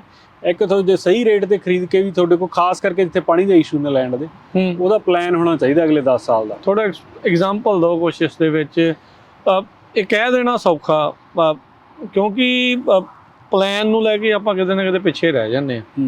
ਆਪਾਂ ਨੂੰ ਇਹ ਲੱਗਦਾ ਜਿੱਦਾਂ ਤੁਸੀਂ ਕਿਹਾ ਵੀ ਕਿਸੇ ਨੂੰ ਲੱਗਦਾ ਵੀ 14,000 ਵਾਲੀ 15,000 ਵੀ ਗੁੱਡ ਵੈਲਿਊ ਵੀ ਕਿਸੇ ਟਾਈਮ ਦੇ ਤਾਂ 30 ਸੀ, ਬੰਦੇ ਦੇ ਦਿਮਾਗ 'ਚ ਉਹ ਫਿੱਟ ਹੁੰਦਾ ਆ। ਤੇ ਪਰ ਹੁਣ ਵੈਲਿਊ ਅਸਲ 'ਚ ਜਿਹੜੀ ਉਹ ਘਟੀ ਆ। ਪਲਾਨ ਇਹਦੇ ਵਿੱਚ ਕੀ ਆ ਵੀ ਆਲਰੇਡੀ ਚੀਜ਼ ਲੱਗੀ ਆ, ਸਿਗਮਾ ਆ, ਪੈਨਲਟੀਜ਼ ਆ, ਕਿੱਦਾਂ ਦੇਖਣਾ ਹੈ ਵੈਲਿਊ ਤੇ ਪਲਾਨ ਬਣਾਉਣਾ ਕਿੱਦਾਂ?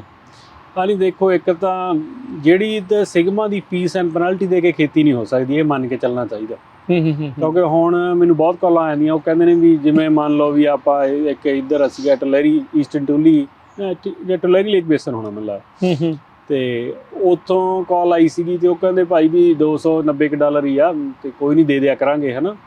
ਤੇ ਏਕੜ ਫੁੱਟ ਦੇ ਪਰ ਏਕੜ ਫੁੱਟ। ਹਾਂ, ਤੇ ਮੈਂ ਉਹਨਾਂ ਨੂੰ ਕਿਹਾ ਸੀ 290 ਤਾਂ ਹੋਣਾ ਨਾ, ਵੀ ਬਾਏ ਲਾਅ ਹੀ 2,000 ਤੱਕ ਤਾਂ ਉਹਨਾਂ ਦੀ ਕੋਈ ਲਿਮਿਟ ਹੈਗੀ। ਕਾਊਂਟੀ ਜਦੋਂ ਕਿਸੇ ਵੀ ਸਾਲ ਮਤਾ ਪਾ ਕੇ ਕਹਿ ਸਕਦੀ ਹੈ ਵੀ 290 ਨਹੀਂ, ਅੱਜ 590 ਜਾਂ 1590 ਆ। ਠੀਕ ਹੈ ਨਾ। ਤੇ ਉਹ ਤੇ ਆਪਾਂ ਬਿਲਡ ਨਹੀਂ ਨਾ ਕਰ ਸਕਦੇ, ਆਪਦਾ ਬਿਜ਼ਨਸ ਮਾਡਲ ਨਹੀਂ ਬਿਲਡ ਕਰ ਸਕਦੇ ਅਸਿਊਮਿੰਗ ਕਿ 275 ਜਾਂ 290 ਰਹੂਗੀ, ਹੈ ਨਾ। ਤੇ ਉਹ ਬਾਏ ਸਿਗਮਾ ਲਾਅ 'ਚ ਤੁਹਾਨੂੰ ਅਲਾਓ ਕਰਦੇ ਆ ਲਾਅ ਵੀ $2,000 ਤੱਕ ਤੁਸੀਂ ਵਧਾ ਸਕਦੇ। ਤੇ ਜੇ 2,000 ਤੱਕ ਵੱਧ ਜਾਂਦਾ ਤੇ ਫਿਰ ਤਾਂ ਉੱਥੇ ਖੇਤੀ ਕਿਵੇਂ ਹੋਊਗੀ? ਚਾਂਸ ਹੀ ਨਹੀਂ, ਹੈ ਨਾ। ਸੋ ਇਹ ਚੀਜ਼ਾਂ ਪਹਿਲਾਂ ਹੀ ਆਪਦੇ ਮਾਡਲ ਡਿਵੈਲਪ ਕਰਕੇ ਰੱਖੋ। ਜਿਵੇਂ ਹੁਣ ਇੱਕ ਗਰੋਵਰ ਦਾ ਪਲਾਨ ਬਣਾ ਕੇ ਦਿੱਤਾ ਸੀਗਾ ਰੀਸੈਂਟਲੀ, ਤੇ ਉਹਨਾਂ ਕੋਲ ਵਾਈਟ ਲੈਂਡ ਉਹਨਾਂ ਨੇ ਬਾਏ ਕੀਤੀ ਸੀ, ਹੈ ਨਾ। ਕਿੱਥੇ? ਉਹਨਾਂ ਨੇ ਕੀਤੀ ਹੈ ਜੀ ਫਾਇਰਬੋ। ਅੱਛਾ, ਹੈ ਨਾ। ਤੇ ਫਾਇਰਬੋ ਇੱਕ ਤਾਂ ਪ੍ਰਾਈਸ ਉਹਨਾਂ ਦਾ ਠੀਕ ਸੀਗਾ, ਮੈਨੂੰ ਲੱਗਦਾ 9500 ਨੂੰ ਉਹਨਾਂ ਨੇ ਏਕੜ ਲਈ ਹੈ ਨਾ, 10 ਤੋਂ ਘੱਟ ਹੀ ਸੀ। ਠੀਕ ਹੈ। ਤੇ ਉਹ 'ਚ ਲੱਗਿਆ ਹੋਇਆ ਸੀ ਆਲਮੰਡ, ਸਾਰੇ ਲੱਗੇ ਹੋਏ ਸੀ। ਹਾਂਜੀ। ਤੇ ਬਦਾਮਾਂ ਦਾ ਭਾਅ ਪਿਛਲੇ ਸਾਲ ਵੀ ਠੀਕ ਰਿਹਾ, ਤੇ ਹੈ ਨਾ, ਤੇ 2.5 ਦੇ ਵੀ ਠੀਕ ਲੱਗ ਰਿਹਾ, 3 ਤੋਂ ਉੱਪਰ ਜਾ ਦਿਖ ਰਿਹਾ, ਹੈ ਨਾ। ਤੇ ਪ੍ਰਾਈਸ, ਤੇ ਉਹ ਕਹਿੰਦਾ ਵੀ ਦੇਖੋ ਜੇ ਮੇਰੇ ਤਾਂ 3 ਸਾਲ ਵੀ ਲੱਗੇ, ਮੇਰੇ ਸਾਰੇ ਪੈਸੇ ਪੂਰੇ ਹੋ ਜਾਣੇ, ਹੈ ਨਾ। ਤੇ ਪਰ ਉਹਦੇ ਪਲਾਨ ਜਦੋਂ ਉਹਦਾ ਬਣਾਇਆ 10 ਸਾਲ ਦਾ, ਉਹਦਾ ਇਹੀ ਬਣਾਇਆ ਸੀਗਾ ਵੀ 10 ਸਾਲਾਂ 'ਚ ਇਹ ਮੰਨ ਕੇ ਚੱਲੋ ਵੀ 3 ਸਾਲ ਆਪਾਂ ਨੂੰ ਕੋਈ ਪਾਣੀ ਨਹੀਂ ਮਿਲਣਾ, ਡਰਾਊਟ ਉੱਥੇ ਆਉਂਦਾ ਹੀ ਆ ਕੈਲੀਫੋਰਨੀਆ 'ਚ। ਤੇ 3 ਸਾਲ ਉਹ 3 ਸਾਲ ਉਹਨੂੰ ਮੈਂ ਇਹ ਰეკਮੈਂਡੇਸ਼ਨਾਂ ਲਿਖੀਆਂ ਸੀਗੀਆਂ ਵੀ ਤੁਸੀਂ ਉਹ 3 ਸਾਲ ਇਹੋ ਜਿਹੇ ਹੋਣੇ ਆ ਵੀ ਆਪਾਂ ਨੂੰ ਮਾਰਚ 'ਚ ਪਤਾ ਲੱਗ ਜਾਣਾ ਵੀ ਆਪਣੇ ਕੋਲ ਪਾਣੀ ਨਹੀਂ ਹੋਣਾ। ਠੀਕ ਹੈ ਜੀ, ਸੀਜ਼ਨ ਸਟਾਰਟ ਤੇ। ਠੀਕ ਹੈ, ਜਦੋਂ ਸਿਆਲਾਂ 'ਚ ਮੀਂਹ ਨਹੀਂ ਪਏ, ਤੁਸੀਂ ਆਪਦੀ ਭਾਈ ਜਿਹੜੀ ਸਾਰੀ ਇਨਪੁਟ ਆ ਉਹਨੂੰ ਹੱਥ ਖਿੱਚ ਲਓ, ਉਹੀ ਪਾਓ ਜਿਹੜੀ ਟਰੀ ਦੀ ਆਪਦੇ ਸਰਵਾਈਵਲ ਲਈ ਜ਼ਰੂਰੀ ਹੈ, ਓਨਾ ਹੀ ਪਾਣੀ ਆਵੇ। ਹਾਂ, ਠੀਕ ਹੈ ਜੀ। ਫਿਰ ਉਦੋਂ ਬਾਅਦ 'ਚ ਪਾਣੀ ਵੀ ਓਨਾ ਹੀ ਲਾਓ ਜਿੰਨਾ ਟਰੀ ਦੇ ਸਰਵਾਈਵਲ ਲਈ ਜ਼ਰੂਰੀ ਹੈ। ਮੈਂ ਕਹਿੰਦਾ ਸੀ ਇਹ ਵੀ ਪੋਸੀਬਿਲਿਟੀ ਹੋ ਸਕਦੀ ਹੈ ਵੀ ਆਪਾਂ ਨੂੰ ਮਾਰਚ ਅਪ੍ਰੈਲ 'ਚ ਫੁੱਲ ਝਾੜਨੇ ਪੈਣ ਸ਼ੇਕ ਕਰਕੇ। ਠੀਕ ਹੈ, ਫਲ ਨਾ ਲੱਗੇ ਟਰੀ ਨੂੰ, ਕਿਉਂਕਿ ਉਹਨੇ ਫਿਰ ਇਨਪੁਟ ਵੱਧ ਜਾਣੀ। ਹਾਂ, ਤੇ ਮੈਂ ਕਿਹਾ ਵੀ ਇਹ ਚੀਜ਼ਾਂ ਜੇ ਤੁਸੀਂ ਆਪਦੇ ਮਾਡਲ 'ਚ ਬਿਲਡ ਕਰਦੇ, ਬਾਕੀ ਕਿਸਾਨ ਆਪਣਾ ਮਨ ਮਾਰ ਲੈਂਦਾ ਇਹਨਾਂ। ਜਦੋਂ ਪਾਣੀ ਨਹੀਂ ਆਉਣਾ ਰਾਈਕਨ 'ਚ ਫਿਰ ਕੀ ਕਰਨਾ? ਸਿਚੁਏਸ਼ਨ ਨੂੰ ਸਮਝਣਾ ਪੈਣਾ। ਬਹੁਤ ਇਹੋ ਜਿਹੇ ਖੇਤ ਨੇ ਉਸ ਏਰੀਏ ਦੇ ਵਿੱਚ ਜਿੱਥੇ ਬੋਰ ਵੀ ਹੈ ਨਹੀਂਗੇ। ਅੱਛਾ, ਹੈ ਨਾ। ਜਾਂ ਵੈਸਟਲੈਂਡ ਆ ਜਾਂ ਡੈਲਟਾ ਮੰਡੋਟਾ, ਜਿਹੜੇ ਉਹ ਵਾਟਰ ਡਿਸਟ੍ਰਿਕਟ ਨੇ ਉੱਥੇ, ਉਹਨਾਂ ਤੇ ਡਿਪੈਂਡ ਕਰਦੇ ਆ ਉਹ ਸਰਫੇਸ ਵਾਟਰ ਤੇ ਇਕੱਲੇ। ਠੀਕ ਹੈ ਉਹ ਵੀ ਪਤਾ ਨਹੀਂ ਆਉਣਾ ਕਿ ਨਹੀਂ ਆਉਣਾ। ਸਰਫੇਸ ਵਾਟਰ ਰਿਲਾਇਬਲ ਨਹੀਂਗਾ, ਜਿਸ ਸਾਲ ਡਰਾਟ ਆ ਉਸ ਸਾਲ ਉਹ ਦਿੰਦੇ ਨਹੀਂ, ਜਾਂ ਫਿਰ ਰੇਟ ਹੀ $1500 ਨੂੰ ਏਕੜ ਫੁੱਟ ਹੋ ਜਾਂਦਾ, ਉਹ ਬੱਲੇ ਬੱਲੇ ਹੈ ਨਾ। ਉਦੋਂ ਫਿਰ ਲਾ ਕੇ ਕਰਾਉਂਗਾ ਵੀ ਕੀ ਆਪਾਂ। ਹਾਂ, ਫਿਰ ਤਾਂ ਪਾਣੀ ਰੋੜਨ ਵਾਲੀ ਗੱਲ, ਪੈਸੇ ਰੋੜਨ ਵਾਲੀ ਗੱਲ ਜਿੱਦਾਂ ਬਣ ਜਾਂਦੀ ਹੈ। ਸੋ ਉਹੀ ਆਪਾਂ ਜਿੰਨੀ ਵਾਰ ਵੀ ਆਪਾਂ ਗੱਲ ਕਰਦੇ ਹੁੰਦੇ ਆਪਾਂ ਕਹਿੰਦੇ ਹੁੰਦੇ ਆ ਤੁਹਾਡੇ ਕੋਲ ਪਲਾਨ ਹੋਵੇ ਤੇ ਇੱਕ ਤੁਹਾਨੂੰ ਪਤਾ ਹੋਵੇ ਵੀ ਤੁਸੀਂ ਕੀ ਕਰਨ ਜਾ ਰਹੇ ਹੋ। ਇਹੋ ਜਿਹੇ ਸਮਿਆਂ ਦੇ ਵਿੱਚ ਕਿ ਫਿਰ ਇੰਸ਼ੋਰੈਂਸ ਕੰਮ ਆ ਜਾਂਦੀ। ਹਾਂਜੀ, ਇੰਸ਼ੋਰੈਂਸ ਤੁਹਾਨੂੰ ਤਾਂ ਹੀ ਲੈਂਦੇ ਹੋ, ਤੁਸੀਂ ਕਲੇਮ ਕਰੋ ਉਸ ਸਾਲ, ਹੈ ਨਾ। ਜਿੱਦਾਂ ਇੰਸ਼ੋਰੈਂਸ ਦੀਆਂ ਵੀ ਕੁਝ ਕੰਡੀਸ਼ਨਸ ਹੁੰਦੀਆਂ ਵੀ ਤੁਹਾਨੂੰ ਆਹ ਚੀਜ਼ਾਂ ਕਰਨੀਆਂ ਪੈਣੀਆਂ ਨੇ, ਹੈ ਨਾ, ਤੇ ਉਹ ਕਰੋ। ਤੁਸੀਂ ਆਪਦੇ ਇੰਸ਼ੋਰੈਂਸ ਏਜੰਟ ਨਾਲ ਕੰਸਲਟ ਕਰੋ, ਹੈ ਨਾ, ਵੀ ਪਹਿਲਾਂ ਵੀ ਹੁਣ ਪਾਣੀ ਨਹੀਂ ਅਵੇਲੇਬਲ, ਸਾਡੀਆਂ ਕੀ ਆਪਸ਼ਨਸ ਨੇ, ਹੈ ਨਾ। ਤੇ ਆਪਾਂ ਉਹਨਾਂ ਨੂੰ ਜੇ ਦੇ ਰਹੇ ਹਾਂ ਤਾਂ ਪੈਸੇ ਦੇ ਰਹੇ ਹਾਂ ਇੰਸ਼ੋਰੈਂਸ ਦੇ, ਤਾਂ ਇੱਕ USDA ਫੰਡਡ ਇੰਸ਼ੋਰੈਂਸ ਹੈ, ਕਿਹੜਾ ਕਿਸੇ ਪ੍ਰਾਈਵੇਟ ਕੰਪਨੀ ਦੀ ਹੈ, ਠੀਕ ਹੈ ਨਾ। ਤੇ ਉੱਥੋਂ ਆਪਣੇ ਕੋਲ ਆਪਸ਼ਨਸ ਹੋਣੀਆਂ ਚਾਹੀਦੀਆਂ ਨੇ। ਤੇ ਪਰ ਜਨਰਲੀ ਹੁੰਦਾ ਐ ਨਹੀਂਗਾ, ਜੋ ਹੁੰਦਾ ਐ ਵੀ ਬੰਦਾ ਲੈ ਲੈਂਦਾ, ਪਹਿਲਾਂ ਤਾਂ ਮਹਿੰਗੀ ਲੈ ਲੈਂਦਾ। ਇੱਕ ਵਾਈਟ ਲੈਂਡ ਲਾਸਟ ਹਿਲ ਚ ਆਪਣੇ ਬੰਦੇ ਨੇ 35000 ਨੂੰ ਏਕੜ ਲੈ ਲਈ। ਓਹੋ ਹੋ ਹੁਣੇ ਜੀ ਹੋ ਗਿਆ 1.5 ਸਾਲ ਉਹਨਾਂ ਨੂੰ ਲਿਆ ਨੂੰ। ਉਹਨਾਂ ਨੂੰ 6 ਮਹੀਨੇ ਹੋ ਗਏ ਨੇ ਮੈਨੂੰ ਰੀਚ ਆਊਟ ਕੀਤੇ ਨੂੰ। ਤੇ ਕੀਤਾ ਤਾਂ ਉਹਨਾਂ ਨੇ ਗ੍ਰਾਂਟਸ ਲਈ ਸੀਗਾ, ਕਿਸੇ ਲਈ ਇਨਸੈਂਟਿਵ ਲਈ। ਫਿਰ ਉਹਨਾਂ ਨੂੰ ਪੁੱਛਣ ਲੱਗਿਆ ਅੱਗੇ ਕੀ ਆ, ਤੁਸੀਂ ਪ੍ਰਾਪਰਟੀ ਹਿਸਟਰੀ ਦੱਸੋ ਤਾਂ ਕਿ ਹੈਲਪ ਕੀਤੀ ਜਾ ਸਕੇ ਨਾ। ਫਿਰ ਜਦੋਂ ਉਹਨੇ ਮੈਨੂੰ ਸਾਰਾ ਕੁਝ ਸਮਝਾਇਆ, ਮੈਂ ਕਿਹਾ ਵੀ 35000 ਨੂੰ ਏਕੜ ਤੁਸੀਂ ਕਿਉਂ ਲਈ? ਕਹਿੰਦਾ ਸਾਨੂੰ ਪਤਾ ਹੀ ਨਹੀਂ ਸੀ, ਕਹਿੰਦਾ ਅਸੀਂ ਦੇਖਿਆ ਰੇਟ ਸਾਰੇ 40-40000 ਨੂੰ ਵੇਚਦੀਆਂ ਨੇ, ਤੁਸੀਂ 35 ਨੂੰ ਠੀਕ ਹੈ। ਵੀ ਵਧੀਆ ਲੱਗ ਰਿਹਾ ਪ੍ਰਾਈਸ। ਹਾਂ, ਰਗੜ ਹੋ ਗਏ ਤੇ ਰਗੜ ਹੀ ਹੋ ਗਏ। ਉੱਤੇ ਪ੍ਰਾਪਰਟੀ ਵੈਲਿਊ ਇਸ ਟਾਈਮ 5-7000 ਰੁਪਏ ਨੂੰ ਏਕੜ ਆ। ਪਾਣੀ ਤਾਂ ਹੈ ਨਹੀਂ। ਹਾਂ, ਮਿੱਟੀ ਤਾਂ ਇੰਨਾ ਕੀ ਪਾਇਆ। ਤੇ ਫਿਰ ਉਹਦਾ ਹੁਣ ਕੀ ਹੱਲ ਨਿਕਲ ਸਕਦਾ? ਉਹਦਾ ਤਾਂ ਕੋਈ ਹੱਲ ਨਹੀਂ, ਉਹਦਾ ਤਾਂ ਇੱਕੋ ਹੀ ਹੱਲ ਆ ਵੀ ਸੋਲਰ ਲੱਗੂਗਾ ਉੱਥੇ, ਹੋਰ ਕੁਛ ਨਹੀਂ। ਜੇ ਸੋਲਰ ਲੱਗ ਗਿਆ ਤਾਂ ਵੱਜ ਜਾਣਗੇ, ਨਹੀਂ ਫਿਰ ਬਾਈ ਮੀਨ ਦੈਟਸ ਪ੍ਰੀਟੀ ਮਚ ਇਟ। ਫਿਰ ਉਹਨਾਂ ਦੇ ਜਿਹੜੀਆਂ ਤੁਸੀਂ ਲੈਂਡਸ ਲੈਂਦੇ ਆ, ਦੇਖੋ ਮੈਂ ਤਾਂ ਗਰੋਅਰਸ ਨੂੰ ਕਿੰਨਿਆਂ ਨੂੰ ਇਹ ਕਹਿਣਾ ਵੀ ਜਿਹੜੀ ਪੋਟੈਂਸ਼ੀਅਲ ਲੈਂਡ ਤੁਸੀਂ ਬਾਏ ਕਰਨੀ ਚਾਹੁੰਦੇ ਆ ਨਾ, ਤੁਸੀਂ ਚਾਹੇ ਪੱਗ ਨੂੰ ਰੀਚ ਆਊਟ ਕਰ ਲਓ, ਤੇ ਚਾਹੇ ਜੇ ਤੁਹਾਡਾ ਕੋਈ ਹੈਗਾ ਸੋਲਰ ਫਾਰਮ ਵਾਲੇ ਸਪਲਾਇਰ, ਨਾ ਕਿ ਜਿਹੜੇ ਦੂਜੇ ਘਰਾਂ 'ਚ ਇੰਸਟਾਲ ਕਰਦੇ ਆ ਉਹਨਾਂ ਨੂੰ ਨਹੀਂ, ਜੇ ਕੋਈ ਸੋਲਰ ਫਾਰਮ ਵਾਲੇ ਕੰਟੈਕਟ ਹੈਗੇ ਆ ਤਾਂ ਉਹਨਾਂ ਨੂੰ ਪੁੱਛੋ। ਉਹ ਤਰੀਕਾ ਹੁੰਦਾ ਇੱਕ ਦੇਖਣ ਦਾ ਵੀ ਇਸ ਲੈਂਡ ਤੇ ਕਿੰਨੀ ਕੁ ਪ੍ਰੋਬੈਬਿਲਿਟੀ ਹੈ ਸੋਲਰ ਫਾਰਮ ਲੱਗਣ ਦੀ। ਅੱਛਾ, ਇਹ ਅਪਰੇਜ਼ਲ 'ਚ ਆਉਂਦੀ ਹੈ? ਨਹੀਂ, ਅਪਰੇਜ਼ਲ 'ਚ ਨਹੀਂ, ਇਹ ਤੁਸੀਂ ਆਪ ਕਰਨੀ ਪੈਣੀ। ਇਹ PG&E ਵਾਲੇ ਦੱਸਦੇ? PG&E ਜਾਂ ਇਹਨਾਂ ਦਾ ਇੱਕ ਡੇਟਾਬੇਸ ਬਣਿਆ ਹੋਇਆ, ਉਹ PG&E ਤੇ ਜਿਹੜਾ ਵੀ ਪ੍ਰੋਵਾਈਡਰ ਆ ਉਹਨਾਂ ਕੋਲ ਐਕਸੈਸ ਹੁੰਦਾ। ਅੱਛਾ, ਠੀਕ ਹੈ ਜੀ, ਵੀ ਇਹ ਜ਼ਮੀਨ ਤੇ ਲੱਗ ਸਕਦੀ ਹੈ ਕਿ ਨਹੀਂ? ਹਾਂ, ਉਹਦਾ ਬੇਸਿਕਲੀ ਕਾਰਨ 2-3 ਚੀਜ਼ਾਂ ਹੀ ਦੇਖਣੀਆਂ ਹੁੰਦੀਆਂ। ਇੱਕ ਤਾਂ ਉਹ ਫਲੱਡ ਪਲੇਨ ਵੀ ਕਿੰਨਾ ਕੁ, ਉਹਨਾਂ ਦੀ ਆਪਦੀਆਂ ਰਿਕੁਆਇਰਮੈਂਟਸ ਨੇ। ਠੀਕ ਆ।